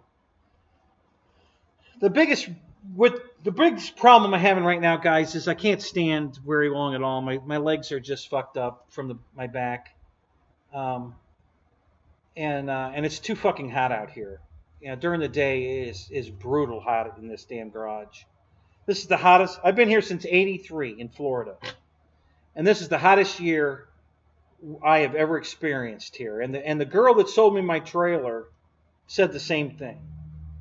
Um, she said, I don't know if it's me or what, but she said this is the hottest year I've ever had here in Florida. And I said, nope, it's not you. Same thing. The heat here has been horrible. Don't drink Bud Light. That's good advice. Avoid the clap. Jimmy Dugan. It's good advice.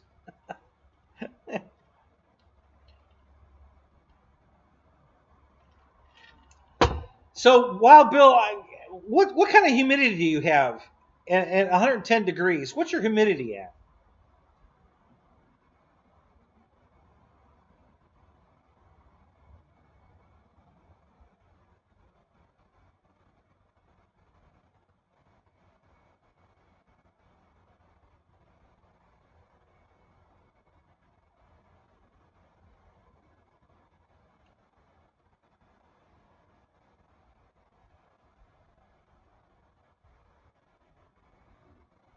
That's okay, Donald. You're still here. That's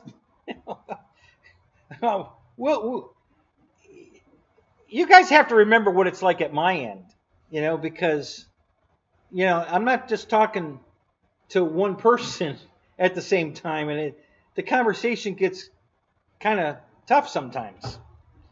What really screws you up is when in the Zoom, because when somebody's talking to you and they keep bleeping out because either somebody else is talking over them or somebody is making a lot of noise working on an airplane, Evan.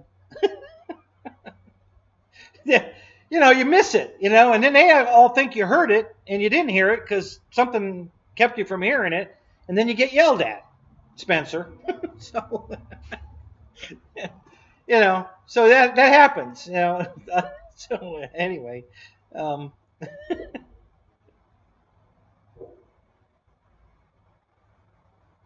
Ohio's calling my name back. No, I'm not going back to Ohio. not a chance. Yeah, it's too hot in the summer in Ohio, and I hate the fucking winters. So yeah,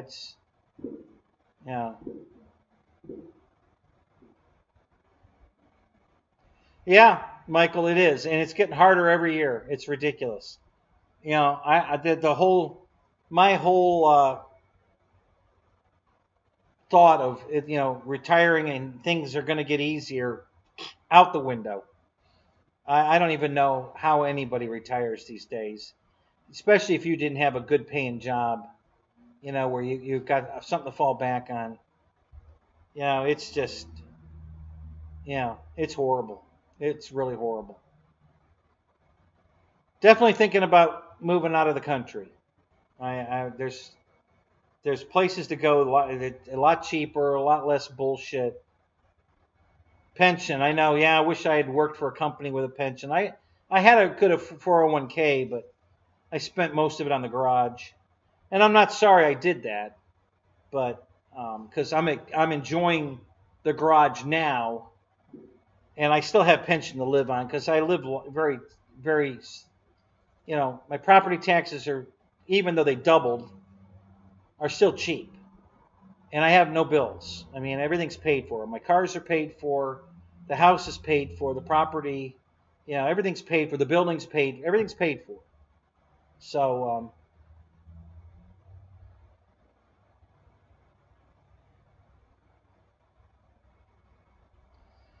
yeah, Fred, but you're going to have a good retirement when you get out, and yeah, that's the advice on a couple other channels. Probably not Ramsey, but he probably said the same thing.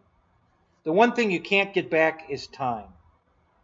So the more years you spend working and stressing, and because stress shortens your lifespan. So you're stressing over work more years, and your life expectancy is shortening. So you're working and stressing, and your lifespan is shortening. So it's going to come to a head. So the one thing that they all tell you is you can't get back time. So that's why everybody suggests retire early. Just say you're done, get out, go enjoy your life. And that's good advice. I mean, if you can afford to do it, it's good advice.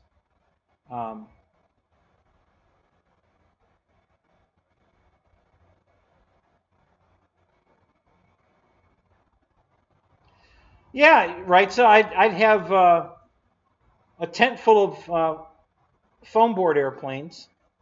I'd be driving a 1989 Ford F-150.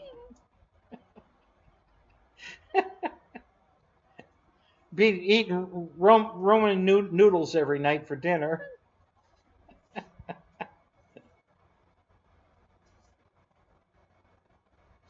Yeah, Fred, but you shouldn't be supporting your family. Your family is all way grown and gone. Way, way, way grown and gone. So you shouldn't be supporting your family. All right? That's just nonsense, They're all adults. They should be supporting themselves. They should be supporting you now. You raised them. It's time for them to support you. You retire. and they take care of you. That's how it works. So get with the program. Paul, how you doing, man? From New Zealand. Good to see you, man.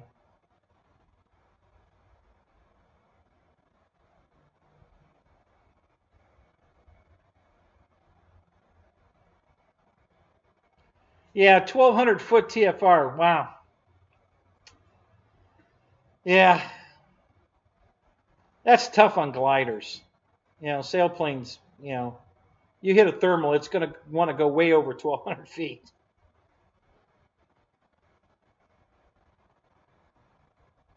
Right, Michael Bird, exactly.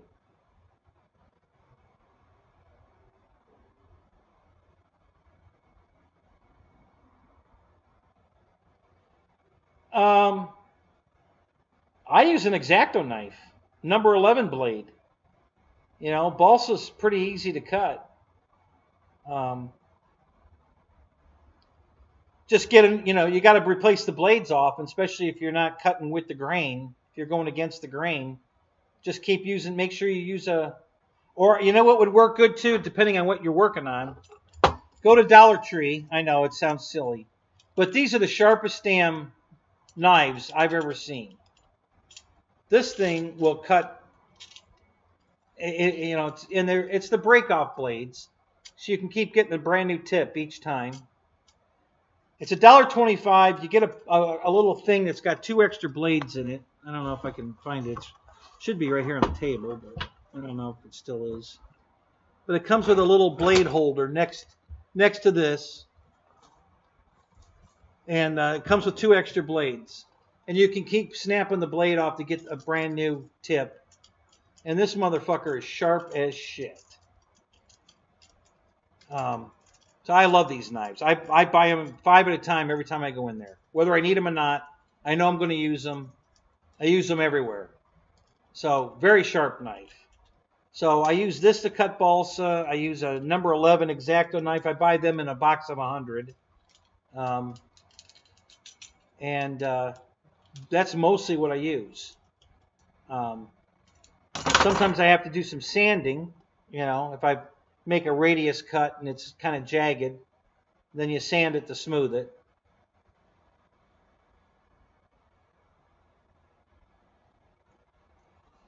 Oh, you too, Michael? Wow, Michael Reitzer was a railroad engineer. 2 Michaels, both railroad engineers. That's interesting. Yeah, I could use them on Barbara too. Yeah. Yeah, let's hope not. I don't want to do that. Yeah, I know that's not a knife. Gotta get a big sword out. Now that's a knife.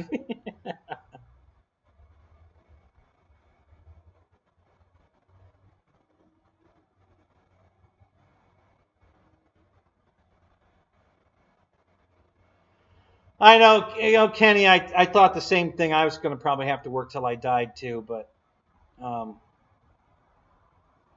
I may not have. You know, at one point, this was going to be fine for me to retire here, but now that my health issues have changed, I don't know that I'm going to be able to survive here.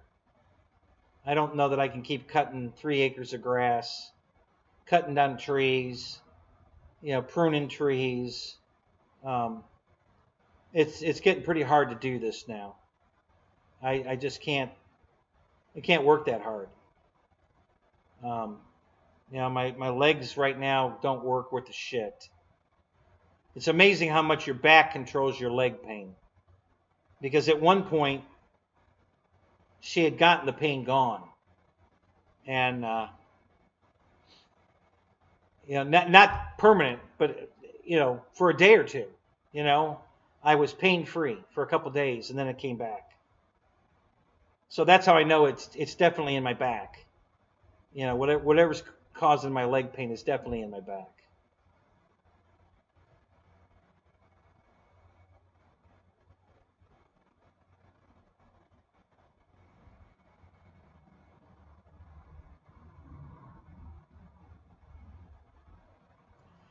Yeah, Fred. You know, I dated a girl like you once. Didn't date her very long. Yeah, because her 33-year-old son came home to live because he doesn't know how to do his own laundry. He doesn't know how to write a check. Um, no, that's where we definitely differ. Now, so her and I still friends. You know, it was a very nice breakup. She's a nice woman, very lovely woman. But I don't agree with, you know, when you have a 33-year-old that doesn't know how to do his own laundry and doesn't know how to write a check. Now, that's not the way it should be.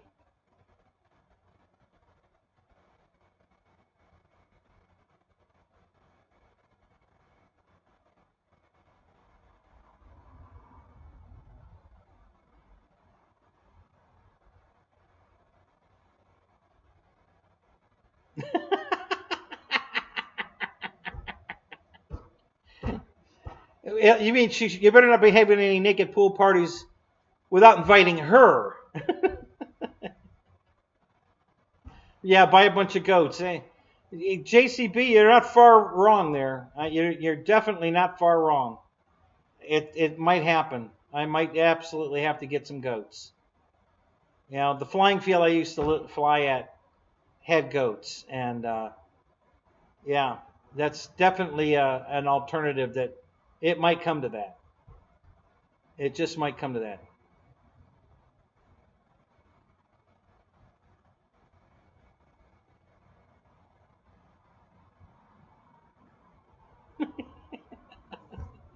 No, Paul, just don't cut in that direction. No, Deb's here. No, she didn't leave. She's here.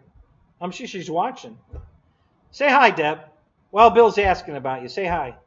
She's probably here. She likes to watch my show from the comfort of her bed.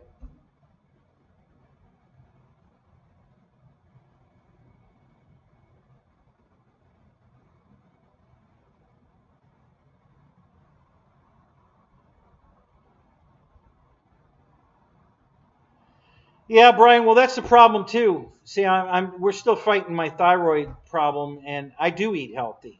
I eat a lot of salads, steaks. We had salmon last night.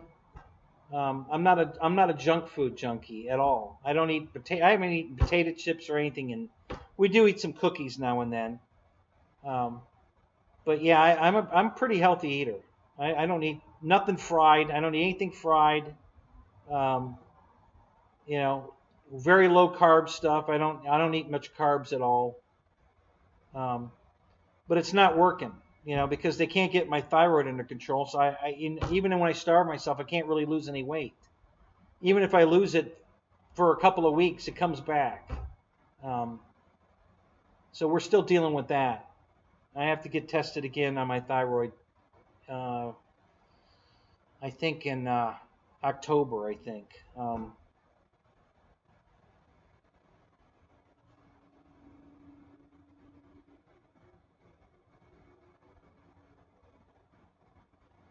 Oh, no kidding. In Montana, they have T-Rex bones in Montana. Really? Wow, that's interesting. I never heard that before.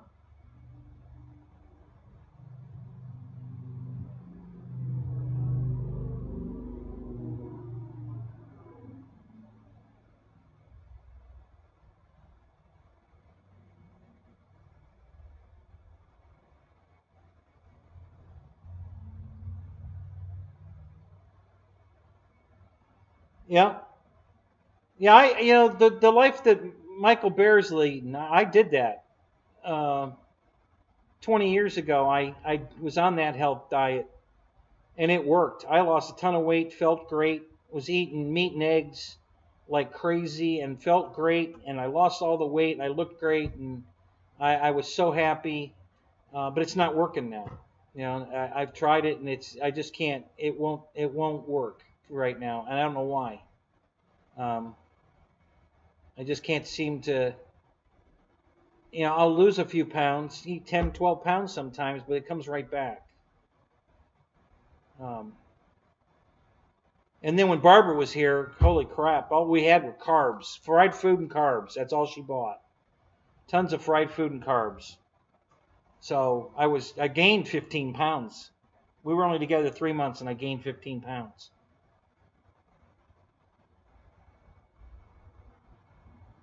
Loads of fossils there in Montana. Wow, I did not know that. That's interesting. I mean that. I love that kind of stuff. I'm very interested in that.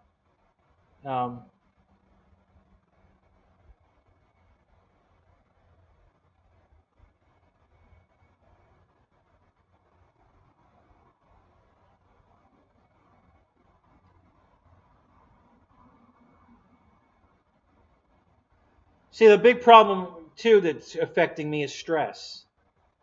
You know, I have so much going on in my life with the IRS and now Barbara and the two accidents and you know, my health and everything. Then trying to keep this property going, trying to get Deb's stuff, you know, taken. I mean, I just have so much on my mind.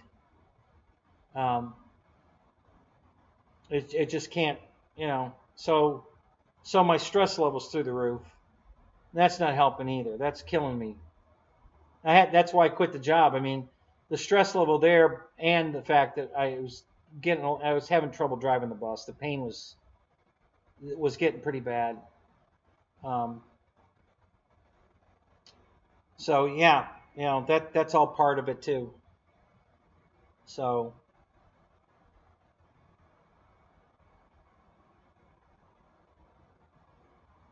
yeah, Michael, I do, and you're right. It sucks.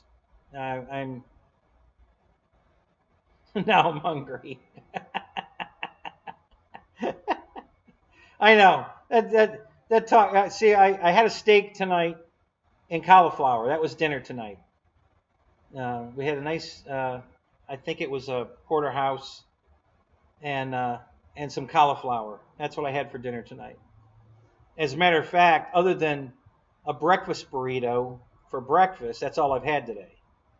The breakfast burrito and then the steak and cauliflower. So,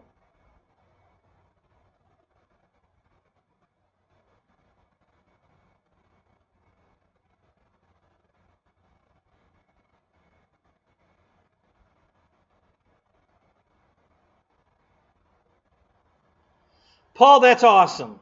It's so cool to hear that, man. That is freaking awesome. Where are you going to move to? What are your plans when you sell your house? What are you going to do? Where are you going? You going to buy a hangar? You going to buy a hangar on an airfield and live in that? Turn it into a barnuminium, or just buy you go buy a salvage yard motorhome that was in an accident. Because if you put it inside the hangar, it doesn't have to be weatherproof because it's going to be in the hangar. So if it's, you know, it doesn't matter if it leaks, who cares? It's going to be in the building. And you can live in that. You know, nice furnished one that's super nice. Get it dirt cheap at a salvage yard. You know, it was in an accident, whatever. Motor blew up. If it's a motor home and the motor blew up, who cares? You know, have a tow truck, bring it home, put it in the building, you're ready to go.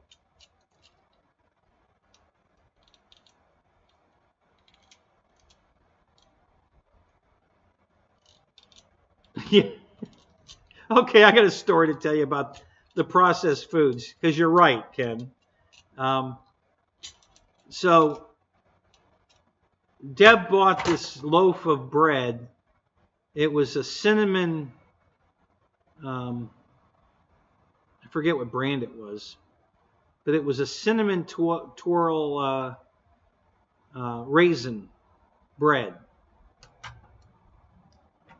That thing lasted 2 months, not refrigerated or anything, just in the bag tied.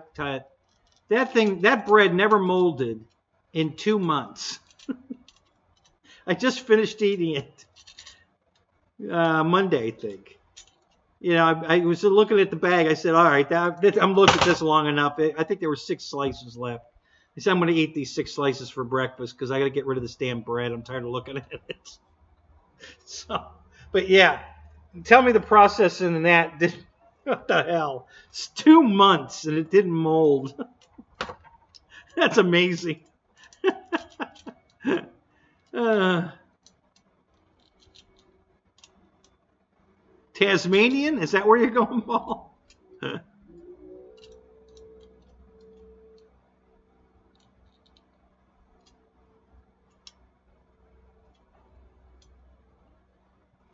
Right, Michael. But do you have a garage to put it in? Or are you going to put it at work in the hangar? But it is, think about it. You can buy a wrecked motorhome, or a travel trailer, or a motorhome with a blown motor. Doesn't have to be, doesn't airworthy, I would call it, but it doesn't have to be weatherproofed anymore. Because if you're going to put it in a building, it doesn't matter. And some of those things are so damn nice with the push outs and everything. They're gorgeous inside. I mean, you can live like a king in one of those.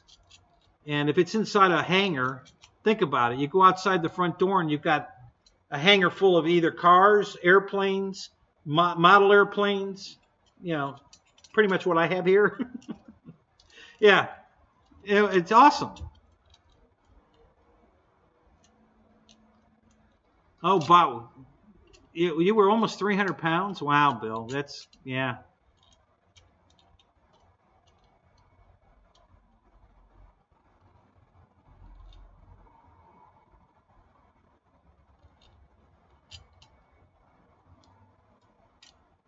'86th birthday. Yeah, that's.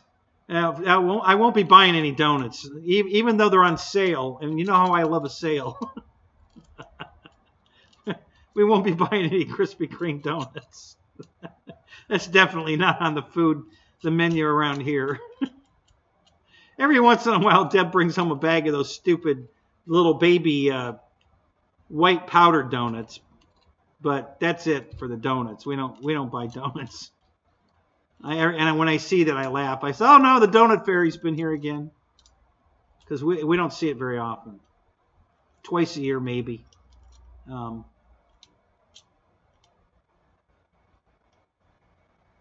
Yeah, mobile home meth lab. Yeah, that didn't work out so good. So yeah, let's not try that.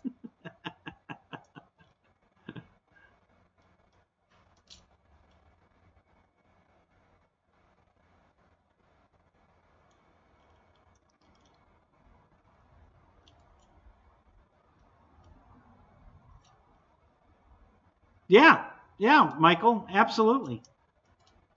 If you've got room in there, put it in the back so you don't have to back an airplane around it. But I mean, seriously, I don't know if you guys have seen the inside of some of these, with the 2 or 3 slide outs. The inside of these things are gorgeous. Oh my God. Way nicer than new homes I've seen built. These things are beautiful inside. The one Wes Dad has, Wesley, Boozer. Chuck's got a really nice travel trailer. He pulls behind his truck, and it's beautiful inside. I mean, it's got like probably not real granite because of the weight, but looks like granite.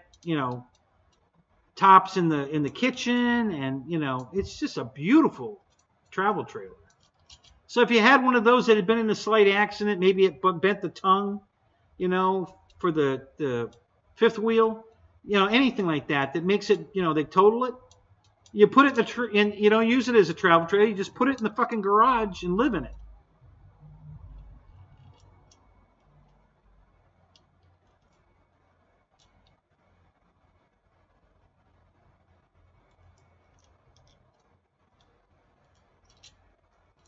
Yeah, Deb thinks we should get some chickens so we have fresh eggs all the time. Now we might do that. I'm not against that idea. Maybe we'll do that. I love eggs. She doesn't like eggs, but it was her idea. She said we should get some chickens. I'm like, okay, that's not a bad idea. So if we get some goats and chickens, that I might be all right.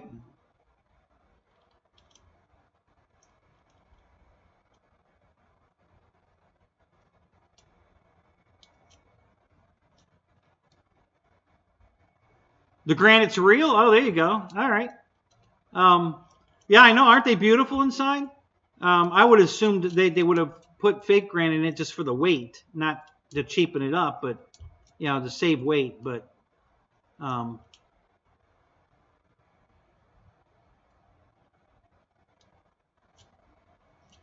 I don't know if she'd like to move into a beautiful wrecked motorhome, but she'd probably be okay moving into a nice, beautiful motorhome. Don't tell her about the wrecked part. Get it set up in the garage and then just bring her in and show it to her. Don't tell her about the wrecked part. She don't. That's a need to know basis only, and she don't need to know.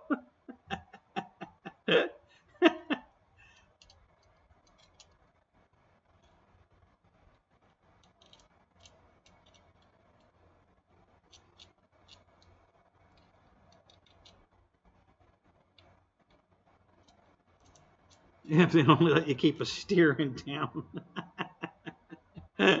Yeah. The problem is you know, you can only kill it once. So it's not, you know, you can't like regrow it. It's not like carrots and potatoes and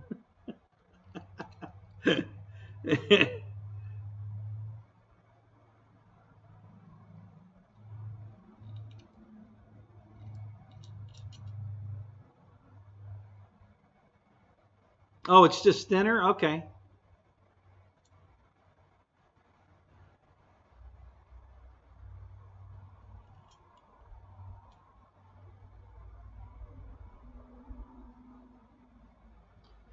Paul, there you go, man. That sounds perfect. That sounds absolutely perfect, man. I hope it has a giant hangar garage on it, because that's the icing on the cake when you have that.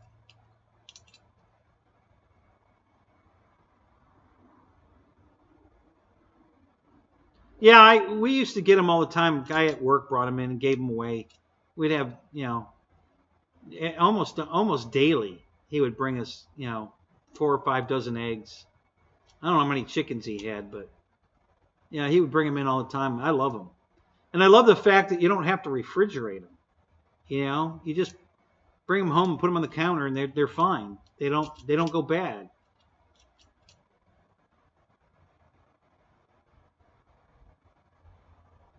Yeah, Michael, the stress is going to kill me. I can tell you that right now. I'm not trying to be facetious or anything. You guys just don't know what I'm going through right now, and it's probably going to kill me. You know, my health is horrible right now. The between the second accident,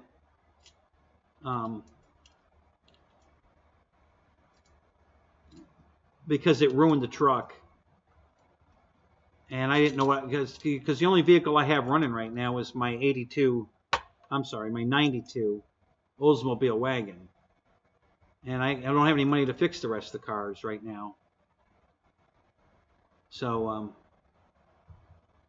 the truck was my real, you know, salvation as far, and then I lost it, and I finally got one, but I had to borrow money from Deb to buy it because I couldn't afford it.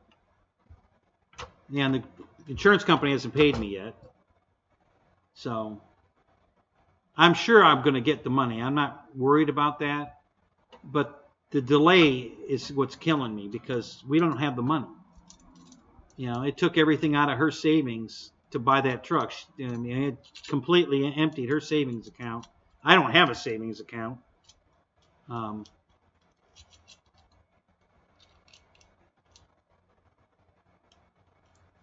Yes, exactly, Michael. If you don't wash them, they don't require refrigeration, which is amazing.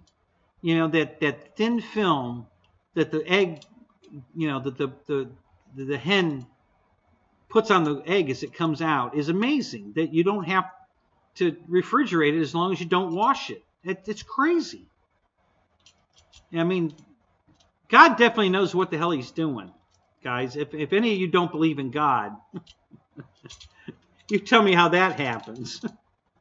Yeah.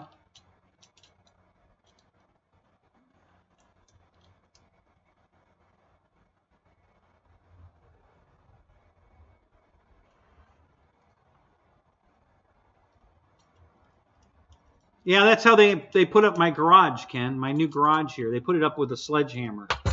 You wouldn't believe what they did to it. So I stressed over that. Oh my God, I was stressing over the garage because these idiots were just destroying it while they were putting it up. And I couldn't get the company to do a damn thing about it. They just, pretty much stopped talking to me because, I was just being a pain in the ass. Well, I was being a pain in the ass because you're destroying my garage.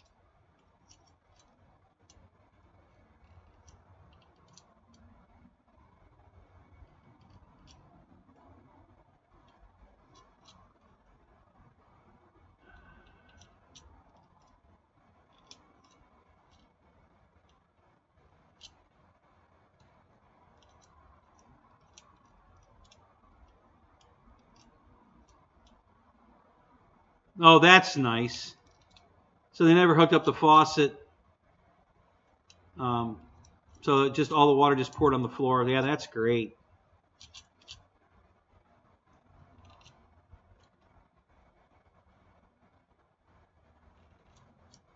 Yeah, that's how it works. Yeah, the Big Bang Theory. I think they did a TV show called that. Yeah. Yeah, God had nothing to do with it. It was just, it's just all evolution. Yeah. I don't think so.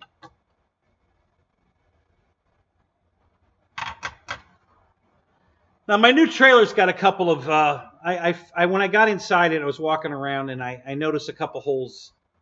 I don't know if they're going to be an issue, but I'll probably caulk them anyway. They're under the lip.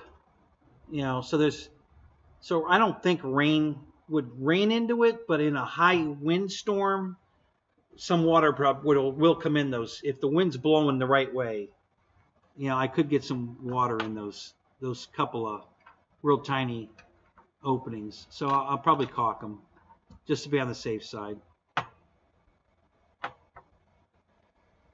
So.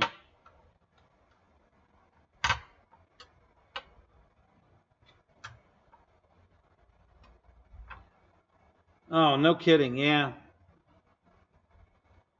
Not necessarily holes, Wild Bill. We're like on the very front. So the new one I got, my first one was just a V nose. This is the V nose with the slant front.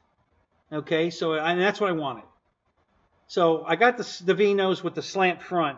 Well, where the slant front comes down, there's a lip, the molding. There's an aluminum rail that is 45 and comes together, and then they sealed it. Okay, they put sealer on the fold there where the two 45s meet. But up underneath, right in here, right where the paneling, the sheet paneling comes together. Oh man, David, thank you so much, buddy. That is so awesome. Thank you. Not just for the money, but because you think I'm family. That you have no idea what that means to me. Thank you. Oh God. Thank you so much. So I think there's a slight hole up in here because I can see daylight from inside. Now, would rain run into that? No. But if a wind, heavy rain wind blew up against it, it probably would blow up over it, and I would get a little bit of water in there. So, that was one of them. And then the other one was another where the two pieces met. I could see out the side, right above the door, the side door, the RV door. I could see a little daylight there, a tiny little. So those are the only two spots I noticed. So they just need a little caulk. I'm sure these things are so assembly line built that I'm sure they all have minor defects here and there. So I looked at 5 of them before I picked the one I picked.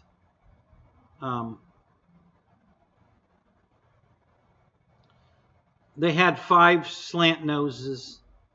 They had a 6th one, but the 6th one had the regular latch door, not an RV door. And I didn't want the latch door. I wanted the RV door. And out of the 5 left, They were all pretty nice. Oh God, Michael. Oh my God, you guys are gonna make me cry here in a minute. Thank you, man.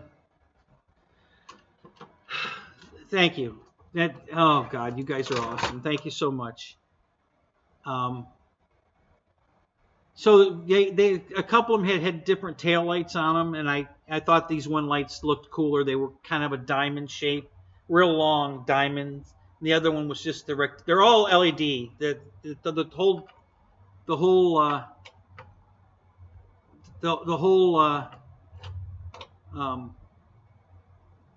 all the lights on even the interior lights are all LED. There's not a single incandescent bulb on it. It's all LED, and they look really nice.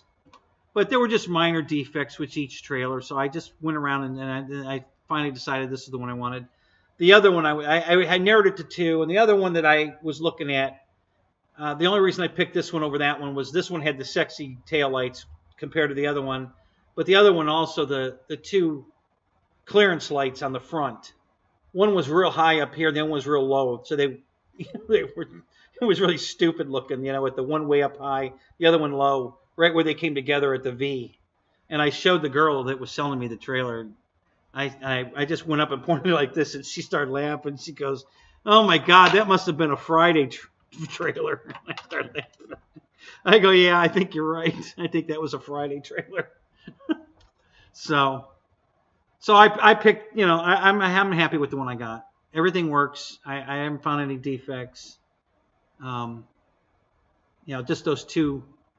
Where I could have a potential, water seepage problem, but that's easy fix. A little caulk will fix that right up. Other than that, they look good. The door is oversprung. My God, the door will snap shut. You got to yank the fuck out of it to pull it halfway down, and this one's got the flipper on it. Mine didn't have the flipper. This one's got the flipper. So when you get the gate down, the ramp, there's a flipper that comes out. Well, you have to put the flipper out, and it has to be almost touching the ground before it overcomes the spring tension to where it'll sit down on the ground and stay there. But as soon as you start, going up with it, it takes you with it. It wants to just lift you off the ground and take you with it. So I gotta take some of the spring out of it. That's too much. I had to do the same thing with the first one I had. It wasn't sprung right either. A little caulk never helps. I thought just a dab will do you. Yeah, I bought a trailer. You weren't here for that, Bill? Yes, I bought a trailer. I bought it yesterday. I said that at the beginning of the show. You weren't here. Sorry. I guess we had to do a recap. Yeah, I brought it home yesterday. The money's trickling in from Geico, so I had enough money to go buy the trailer, so I did, because I want to get busy. Thank you, Roy. Roy! Yeah, thank you, man. I want to get started on getting the racking in it so that I can go flying, take planes with me and go flying. So I gotta put the D hooks in the floor to hold the generator down, and then move the racks in there. And I'm going to do the racks different again this time.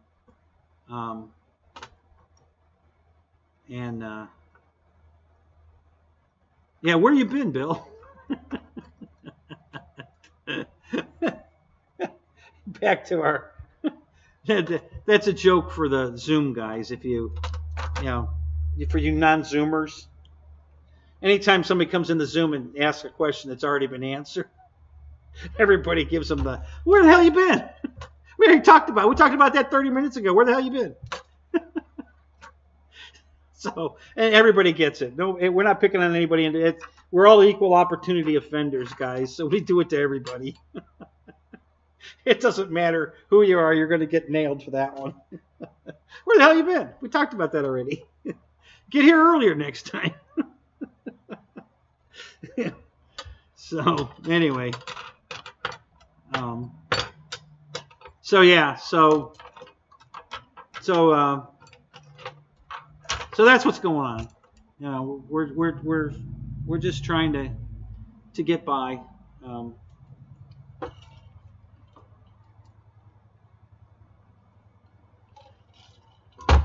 going to try to fix the old trailer eventually. I don't have any money to spend on it right now, so we're not. I'm not going to, because I know I'm going to have to buy minimum 1 wheel and 1 tire, some U-bolts, 2 fenders, I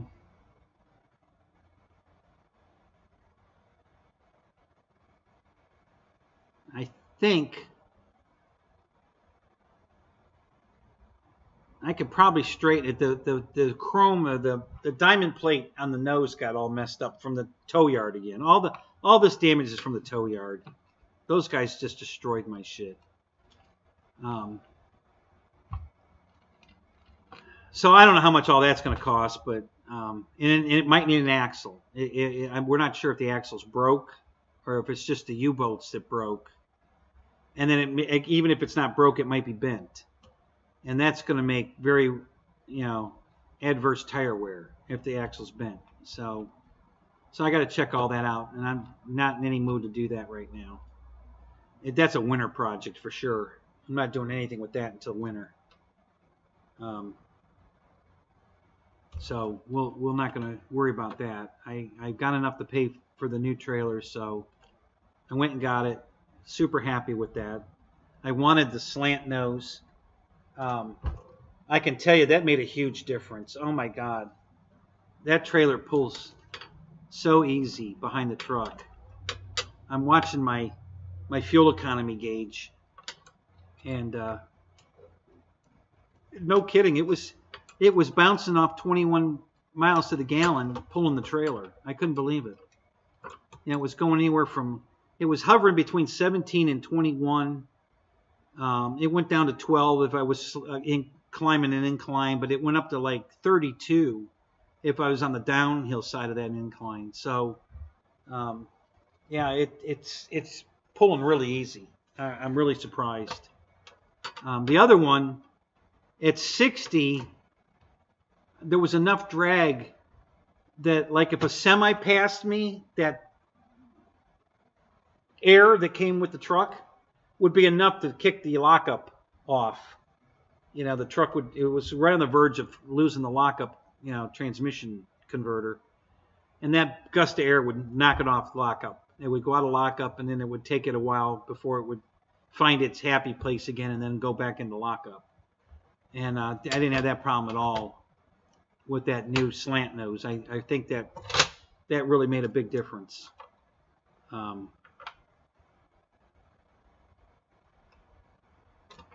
David, it's the exact same trailer I had. It's a 6x12 V-nose.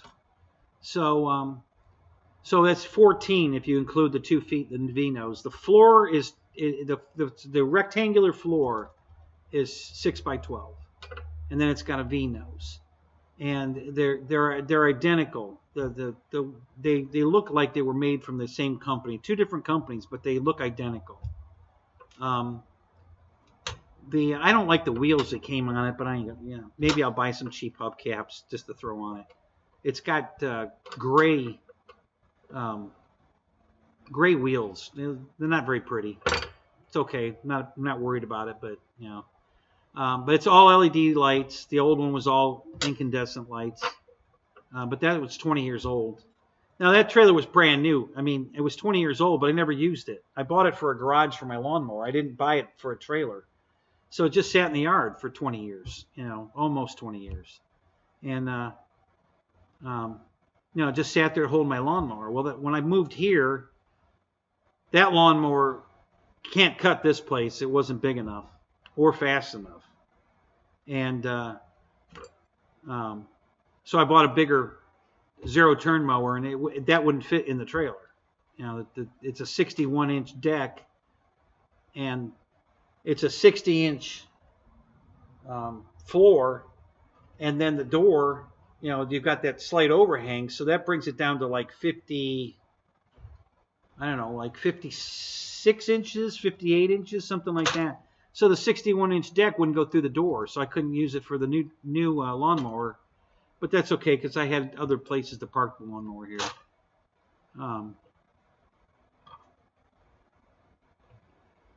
But that trailer was practically unused for almost 20 years. I've only been using it for the last couple of years now as a trailer, and then it got destroyed in that. Well, it really didn't get hurt that bad, honestly. The box is almost, until the tow yard got a hold of it, the box was undamaged. Now it's got damage on it, but still nothing serious. So it might be worth, putting an axle, some bolts, a tire, and a wheel. It might be worth fixing. But I don't have to fix it right now, so I don't have time to fix it right now, and it's definitely too hot to be working on it anyway. So got other pokers in the fire right now we got to work on.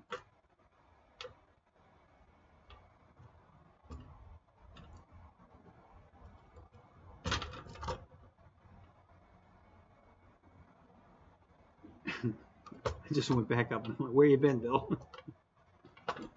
That's funny. You guys, to really appreciate that joke, you have to be in the Zoom, because that's funny as hell in the Zoom.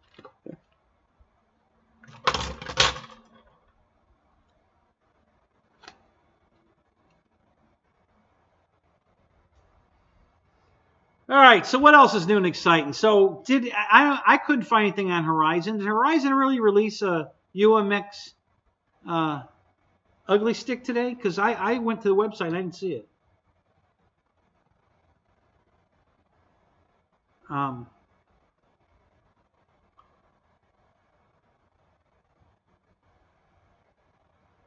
I'll get back to my trailer briefly, real quick. Just so the only differences between the new trailer and the old trailer. The lights, the old one was incandescent, new one's LED. The new trailer on the ramp, they're both ramps. The ramps were the same size and everything, but the new trailer has a flipper on the end of the ramp, which I really like. That's really nice, because there was a pretty good lip there to get over before, and this ramp, the little flipper makes all the difference there. So that's an upgrade I like. And the new trailer has what they call a slant nose, where the top of the trailer is slanted down. So now it's a V and a V down. The old trailer was just a V. So that's another upgrade I like. And that's pretty much it. Other than that, they're identical. They both have the air skylight in them for venting. They both have a light inside with a switch on the wall. The new one's LED lights and pretty bright. The old one was just incandescent. And that's pretty much it. Other than that, they're identical. And the new one's got gray wheels on it. The old one had white wheels on it. I like the white wheels better. So I might splurge, go to the dollar store and buy some, chrome, fancy, fake chrome wheel covers. Problem is, I only need 2. And they always sell them in packs of 4. I only need 2.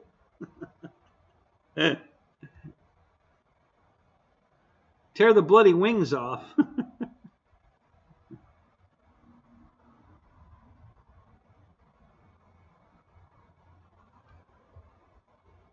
Yeah, well, they're supposed to be coming out with something that's never been done before. Horizon says, I think it was Horizon. It wasn't.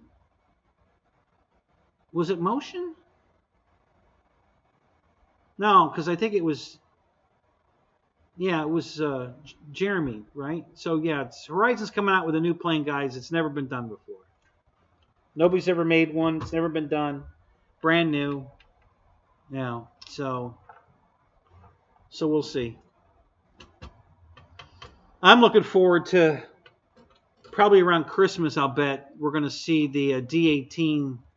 They're going to offer it at the new low price and a free battery, is what I'm waiting to see. because I'm going to buy it when they do that. As soon as they offer the free battery with the new smart battery, trying to get us hooked on that. Yeah, as soon as it comes out, they come out with the free battery on the D18. I'm going to buy it. I like it. I just wasn't going to pay $450 for it. Or $460. How much was that thing? $459, $469, something like that. Yeah, that's too much. So it's $399 now, and if $399 plus a $100 battery pack, I can swing that. I'll go for that.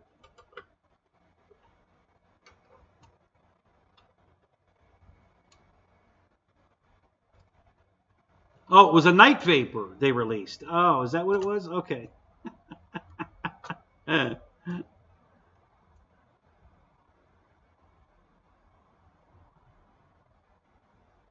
Oh, so the only new releases were those trucks. Okay, all right. Yeah, I saw the trucks. Somebody had said they came out with a UMX ugly stick. I didn't see that, but I saw the trucks.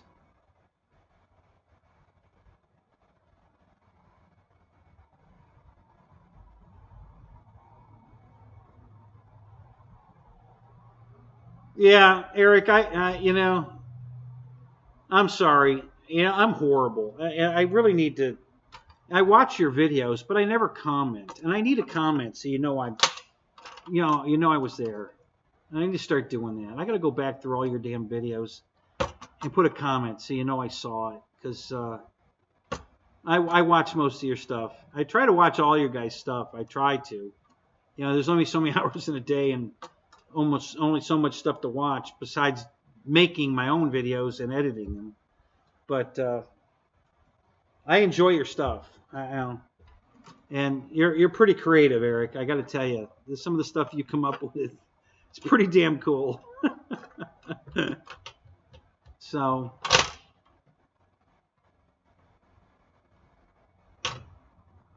thank you, man. Appreciate that. Oh yeah, look at my likes. That's awesome. Thank you so much, guys. I appreciate that. So, Eric, did you ever get your paratroopers out of the C-47? Did that ever work out? What was the outcome of that one? Have you flown that one with the paratroopers yet?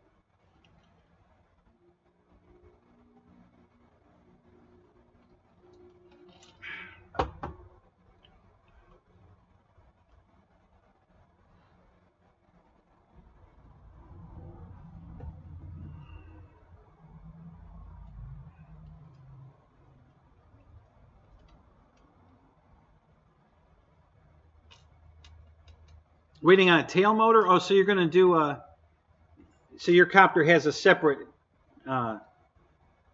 motor for the tail instead of some kind of a gear drive that runs the tail rotor. It's just an electric motor. With the technology we have today, I think that's the way to go. Why would you want to run that mechanical gear drive, long drive shaft kind of mechanism that they used to do in the old days on any size helicopter, when you can just have the computer take care of it for you, and just put an electric motor back there and forget all that mechanical, mishmash. You don't need it. And you don't need a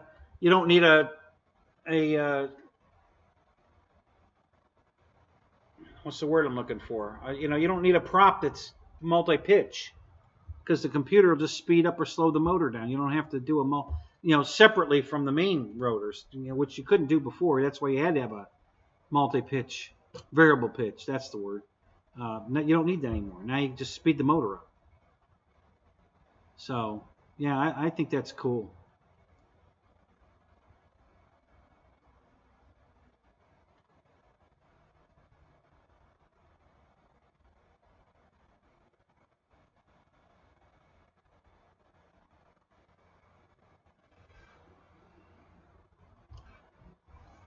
I've got to get plug heater run to fuselage. What the hell does that mean? What? It's a plug heater.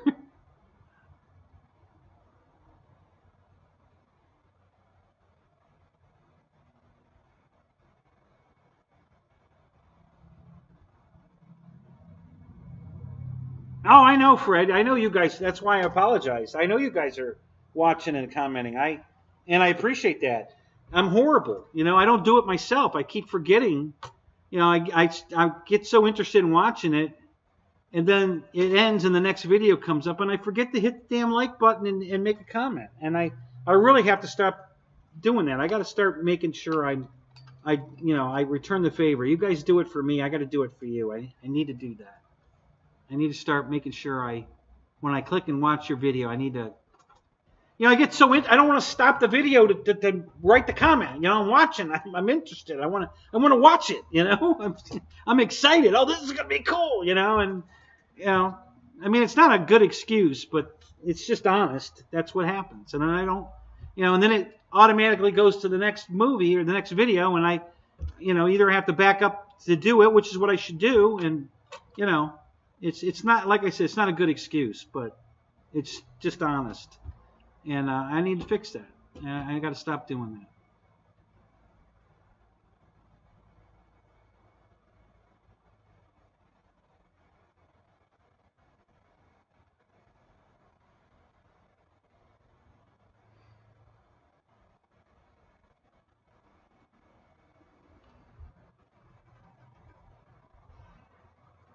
Oh, shit. Really?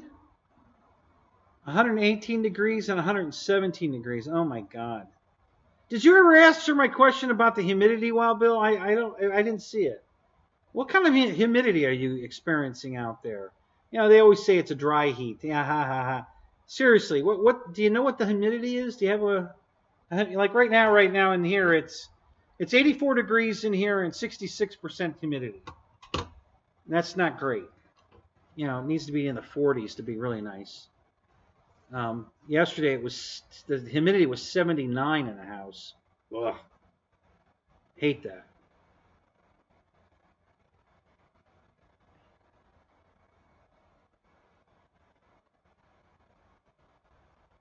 Yes, night flying's good when it's that hot, for sure. Oh my God, that is a dry heat. Holy shit. The humidity's 10 to 15%? Oh my God. Do you even sweat? Jesus, that's crazy. Man, they're not kidding when they say it's a dry heat. You know, a good humidity at my place with the air running is 45. And that's good. I mean, you know, hell, even at 81 degrees in the house, when it's 45% humidity, it feels cold in the house. I mean, literally, you want to go put a sweater on at 81 degrees. You know, when the humidity's that low, it feels cold. So, God, 10 to 15%. Wow. That's crazy. So it's 33% in your house. There you go. Do you have a humidifier in your house? Are you trying to get a little more humidity in the house? Is it so dry that you actually run a humidifier?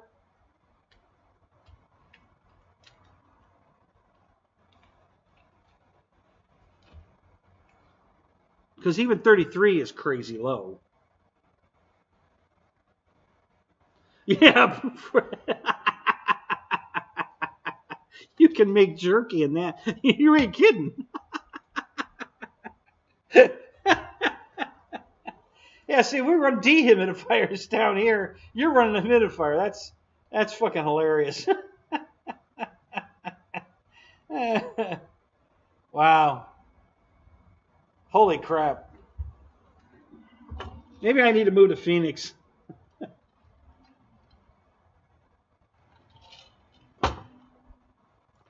I'd sure love to be near the boneyard. I can tell you that. That'd be cool as shit. I'd go get a job there. Hell, even if I was just driving the tour bus around, that'd be cool. I'd love to work there.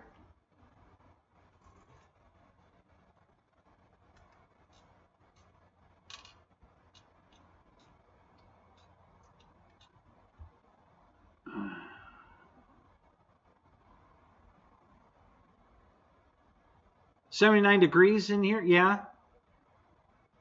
But what's the humidity? Is it 33 right now? That's where I try to keep my house. You know, if it's hot enough that it'll stay running at 81, that's fine. But if the air conditioning's cycling, then I usually drop it down to 79 because we can't, just to keep the humidity down. Otherwise, if it sits stagnant too long, the humidity just keeps going back up, which makes it, you know, sticky. You know, it's just not comfortable.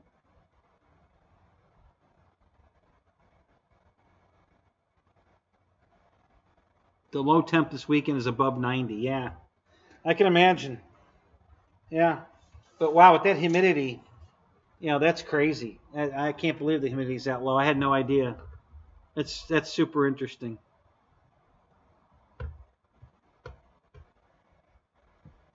There's several boneyards in Bill's area? Really? I only know of the one, the big major one.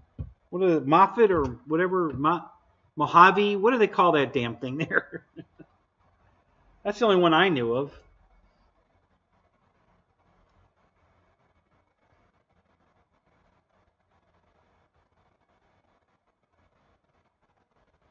Yeah, see, I could 70 is way too cold for me. I can't, you know, I don't like 70. That's too cold.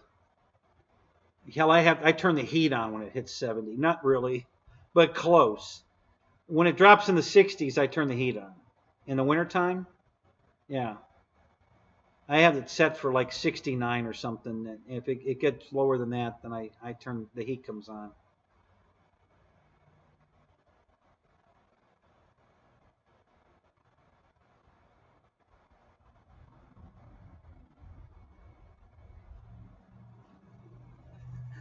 Moon Spoons are around the corner. Is that another boneyard called Moon Spoons? Look up Pinal Air Park. All right, I'll look that up. Yeah, Davis Mont. That's what. Yeah.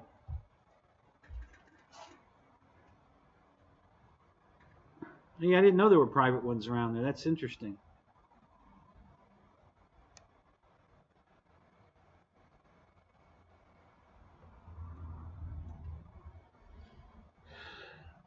Yeah, see the summers here are rainy. Not cold, but rainy. We get a lot of rain in the summer. And it looks like it started because it's been raining every day again. Not normal though. See, it used to rain at 4 o'clock in the afternoon every day on the dot. You could set your watch by it every freaking day at 4 o'clock it would rain. Now we're getting morning rains. You know, like 6:30, 7:30. It'll start pouring. Not for very long, but I mean it's hard rain. You know, for 20, 30 minutes maybe, and then it goes away, and then sometimes we make it through the rest of the day without rain, and sometimes we'll get another shower around 2-ish, a short one. I didn't get that today. It was no rain. The morning rain was all we got, but which is way out of character for what we used to have. Um, but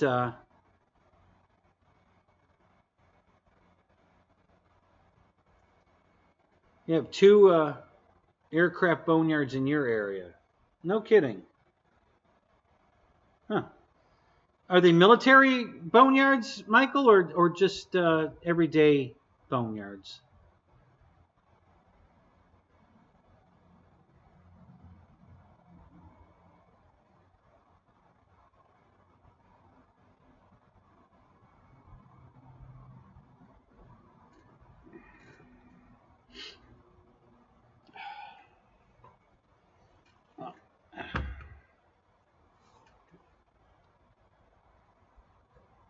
Mostly business jets. Oh yeah.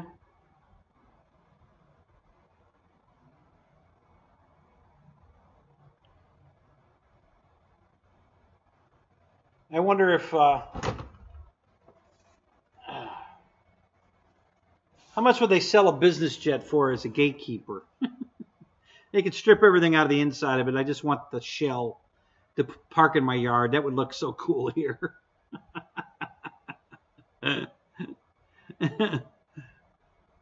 Keith Christie, what's up? How you doing, man?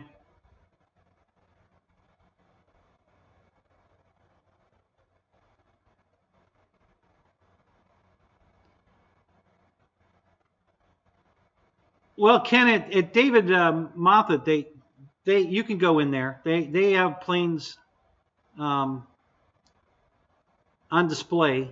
You know, a whole bunch of planes on display. It's an outside museum, and then there's a tour bus you can get on, and they run you around the different yard, up and down the aisles. You can't get out of the bus, but they drive by and show you all the planes and talk about them. And so yeah, but yeah, you can't just wander around. You can wander around the area where they're, you know, the museum is, and look at stuff, but out where they're, you know, in storage, no. You can get on the bus and that's it. You got to stay on the bus.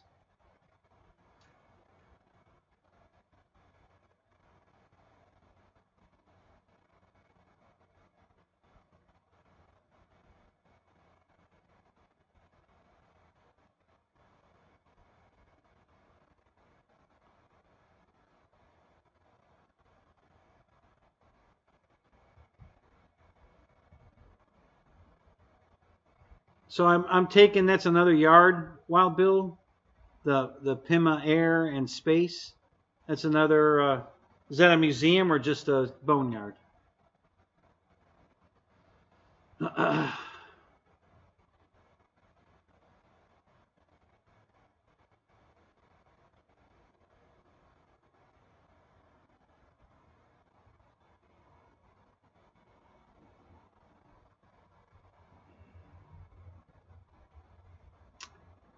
Is that close to the Space Center where Scott's dad works? Oh, it's a museum. No kidding.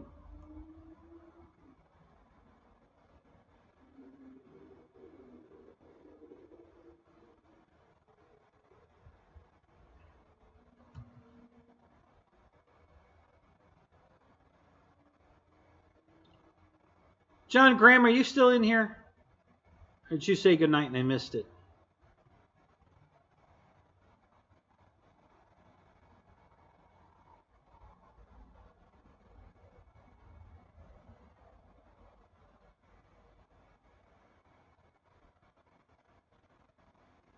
White Industries, Kansas City. Okay.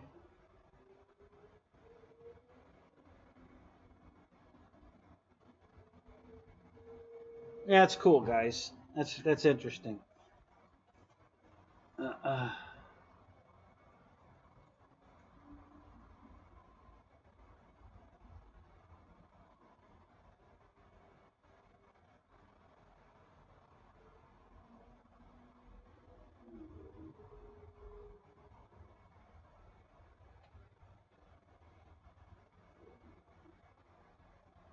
is that uh, is that SR-71 inside or outside?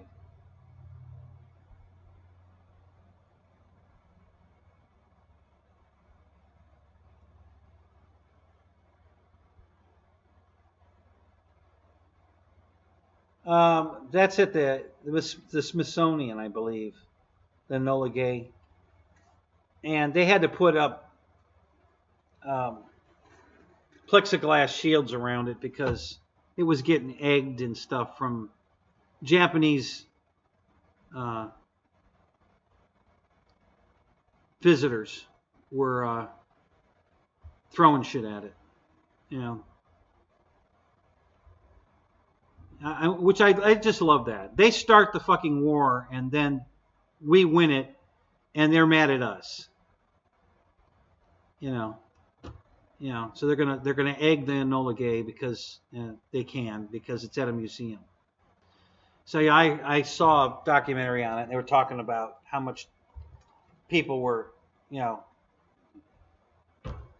Japanese people were throwing shit at it and stuff. So they had to put all these plexiglass panels around it so they couldn't get, you know, they couldn't throw anything at it.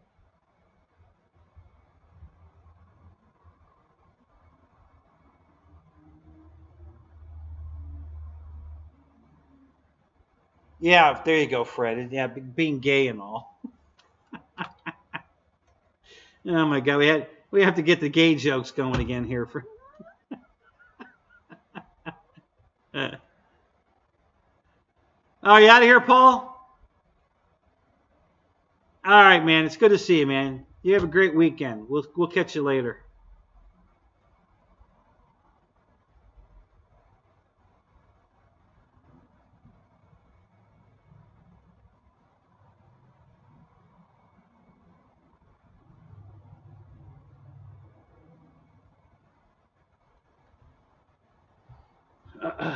Oh, that's cool, Keith. That's interesting. I didn't know that.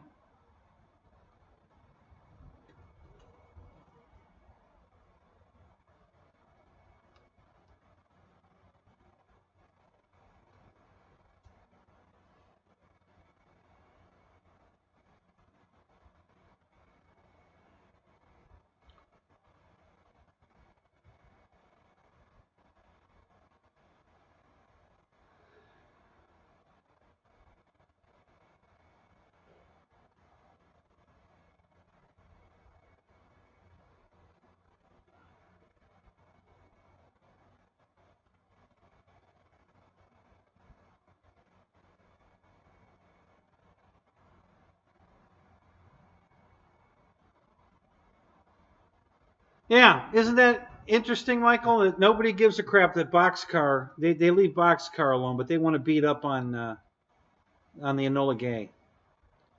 You know,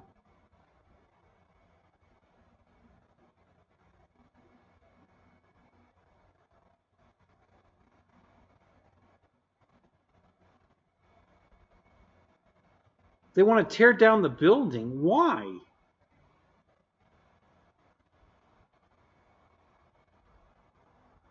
Don't you get a lot of people visiting there? Why the hell would they want to tear down the building? To do what? Put up apartments? Some more free housing for the illegal immigrants and the homeless? What? What the hell? I mean, goddamn. Ugh.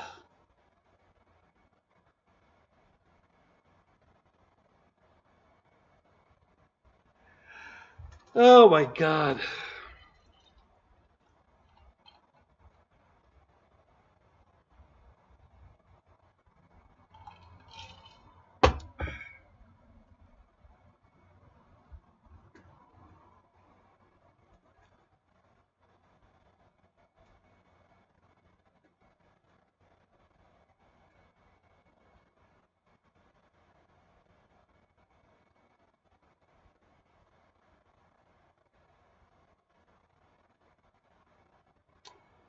Yeah, well,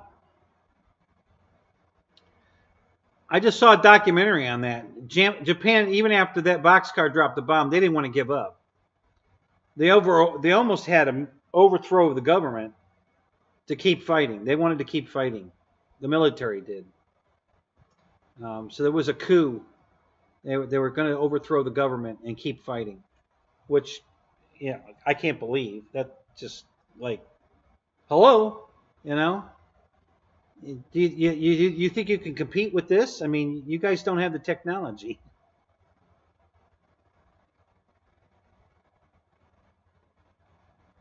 Yeah, I don't either. So there's a show, guys. I don't know if you ever watched this show. If you haven't, go check it out. And then you can go to her videos and specifically look up. But there's a girl that lives in Germany, or she's from Munich, Germany, who lives in Cincinnati, Ohio now. And she had to change the name of her show because she got a copyright sue over it. So she had to change her name, and I forget what the new name is. Hang on a minute, let me look it up. But she talks about Germany, and she talks about some great subjects.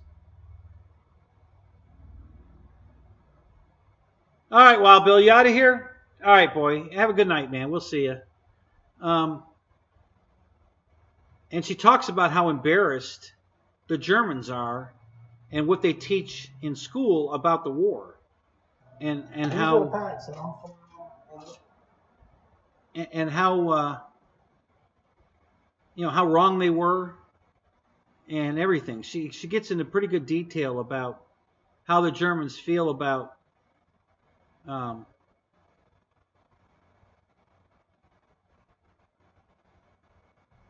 the whole war thing, and they're all embarrassed about it. Everybody, she's done several surveys about stuff like that, and the people, everybody says the same thing. She showed it too, while she was on the streets of Germany and interviewing people, and it was the same thing. Everybody felt bad; they were embarrassed that this happened. The whole bit. Nobody's thinking, a shitty Americans kind of attitude. It's not that attitude at all. Now, I guess that's the attitude in uh,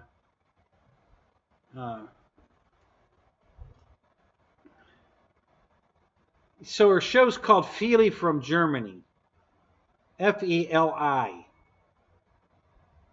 from Germany. That's the name of her show now. It used to be, I think it was just called German Girl Living in Cincinnati or something like that. But she had changed the name, so now it's Feli from Germany. So real cute girl too. So look her up, and then go to her search page, on her page, and look up, war in Germany, what Germans think of Americans. She's done every topic you can think of. It's a really good show. I really enjoy her show. So if you haven't seen her show, I suggest you go check it out, especially if you want to hear Germans' opinion of us. No, Sealy from no, it begins with an F. Feli. Feely. I think it's pronounced. Not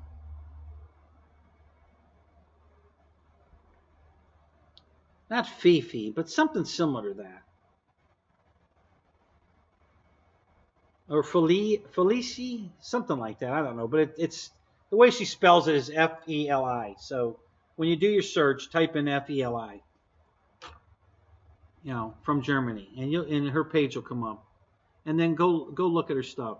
It's really fascinating. They talk about the difference between nudity in Germany and here, because they have shared bathrooms there, guys. I don't know if you knew that, but there's no men's room, ladies' room.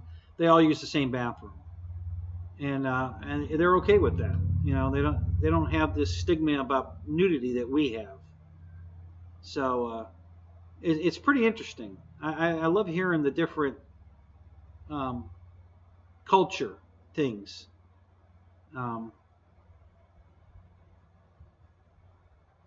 It's considered bad manners to go to someone's house in Germany and pee standing up.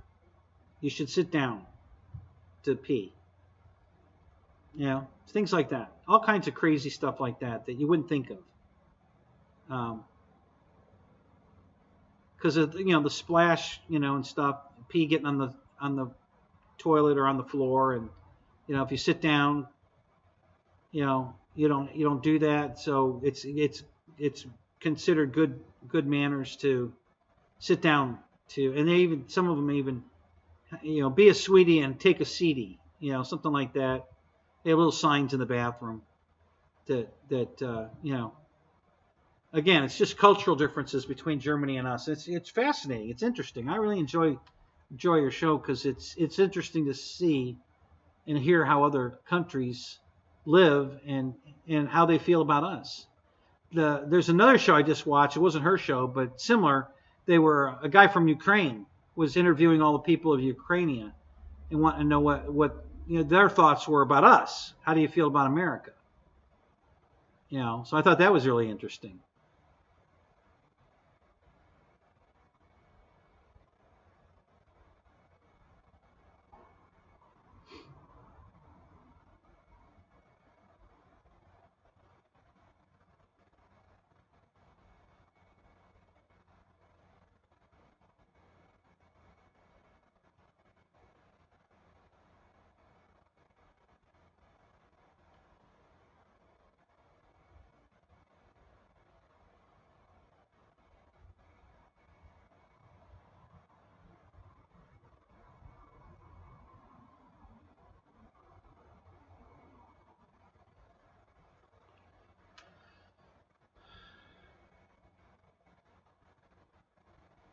Right. I think the emperor wanted to surrender. That the military didn't want to, and they were going to overthrow him. They were, because they wanted to keep fighting. They still thought they could win. I don't know what the hell they were thinking, but they still thought they could win, so they were going to keep fighting. Thank God somebody came to their senses over there.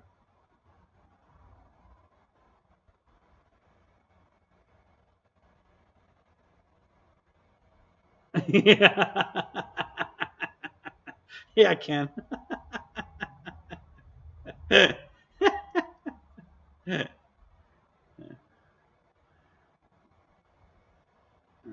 Yeah, squatters' rights. I don't think that's the same. I don't think it has the same meaning over there.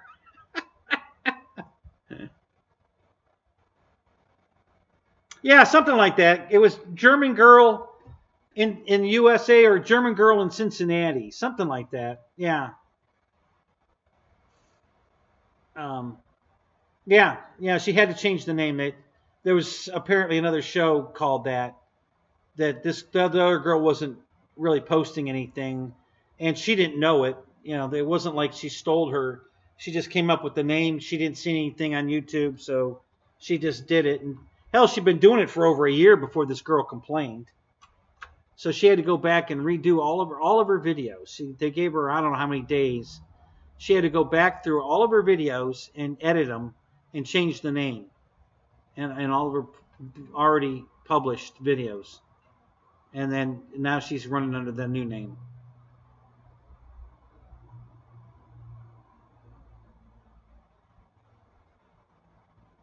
Is that right? JCB, yeah. Yeah, so it was another show was, they were asking Japanese women and Chinese and Korea and Taiwan. We went to all these different places and asked them what they think of us Americans and would they date us? It was interesting. I got bored with it because everything was in Chinese and it was all subtitles. Um, that got old pretty quick. But it was all positive. Most of the girls said, yeah, they think we're nice and friendly, and yeah, they would date us. A few said they wouldn't only because of the language problem. We wouldn't be able to communicate. Um, but yeah, so I saw a couple of those that were pretty interesting too.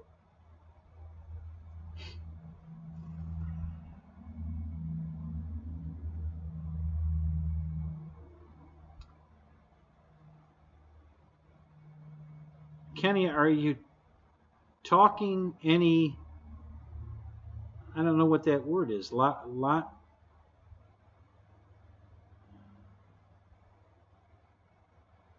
I don't know what you mean, Michael. I'm sorry, I just don't get that. Lot. I don't get that. I got to look that word up. I don't know what that word is. Sorry, either I'm having a brain fart or I just don't know that word. That's weird.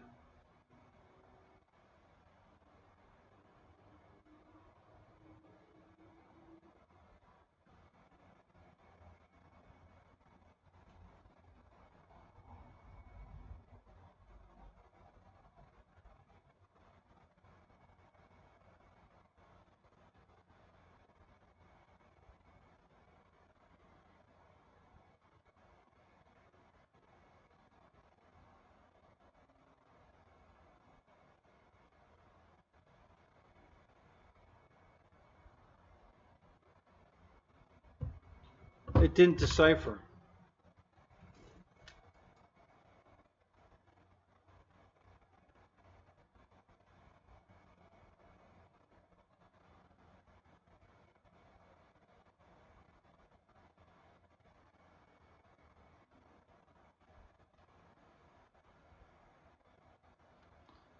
A lodine deficiency. I don't know what that means, Michael. Causes a thyroid issue? Yeah, I don't know. I don't know what my thyroid issue is. They don't know either. We had it sonogrammed the other day. I don't remember what they found. I think they saw something in there but nothing that they were worried about. You know, very tiny if they saw something. Uh, oh, iodine. Oh, I gotcha. Okay, now I get it. Thank you, JCB. An iodine deficiency. I don't know. They didn't. You know, I've had tons of blood work done. Would it come up in um, would it come up in blood work? Because they haven't mentioned anything to me about an iodine deficiency.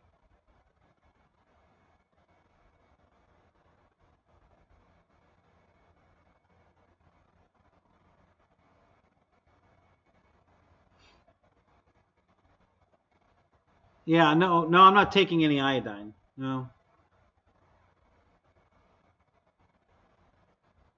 I've got a water pill. I've got something for my prostate. Got blood pressure medicine. Um, a water pill, and something for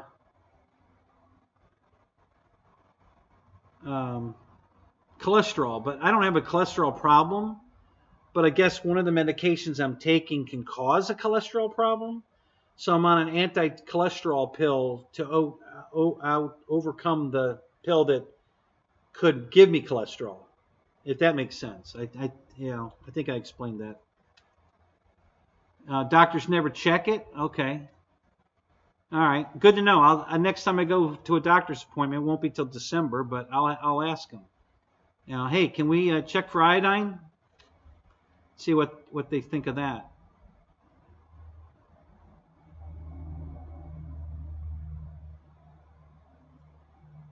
Yeah, what do Americans know about Canada? Yeah, probably nothing.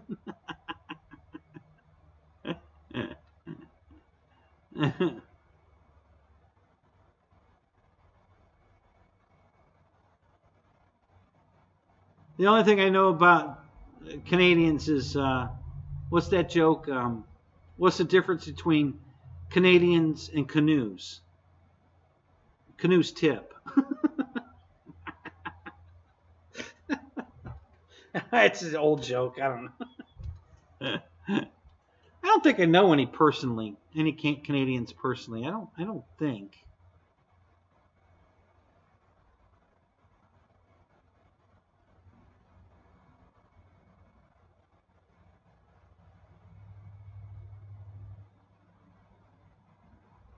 Okay, good to know, Ken. Thank you. Appreciate that. I'll discuss that with my doctor. See what comes up with that. Is iodine something you can take over the counter? Is that or is that something that has to be prescription?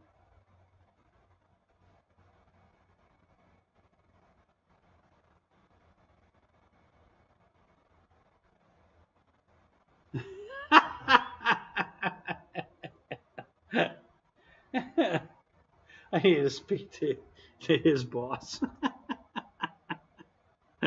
That's good, JCB. I like that.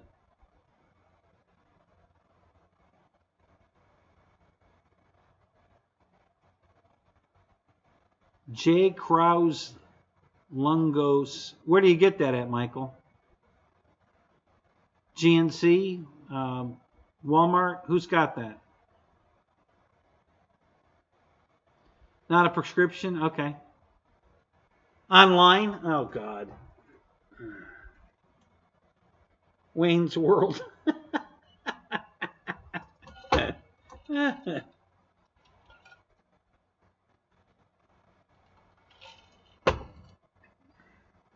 It's not expensive? Okay.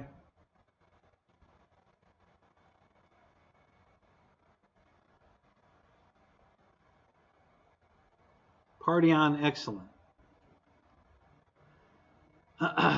um,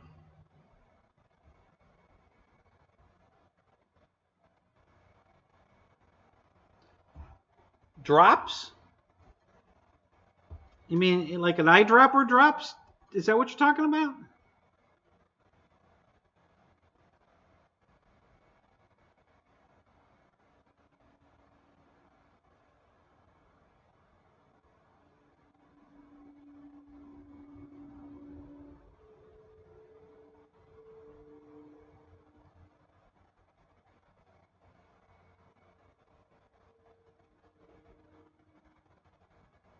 Yeah, yeah, salt's, that causes other problems.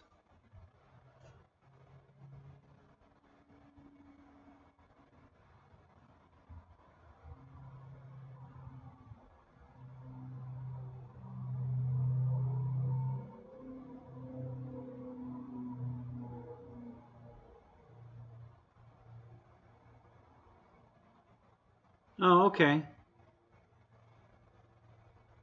So they don't have an iodine pill, huh?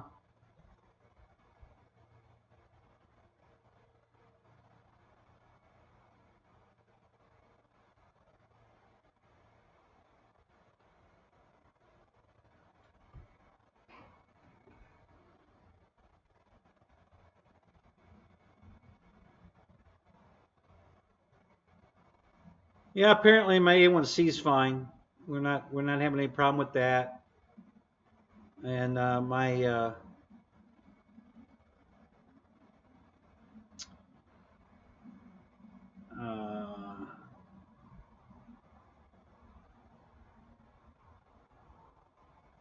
whatever the prostate number was fine. Um, yeah, so my doctor's not alarmed about anything.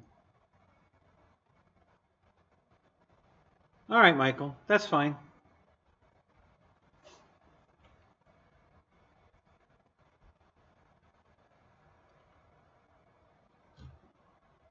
All right, guys, I gotta go because I gotta pee, and I know you guys aren't gonna stick around while I'm gone. So, Michael Bear, just put them in the link in the description after the video. You can, make a comment, put some links there so I can get them.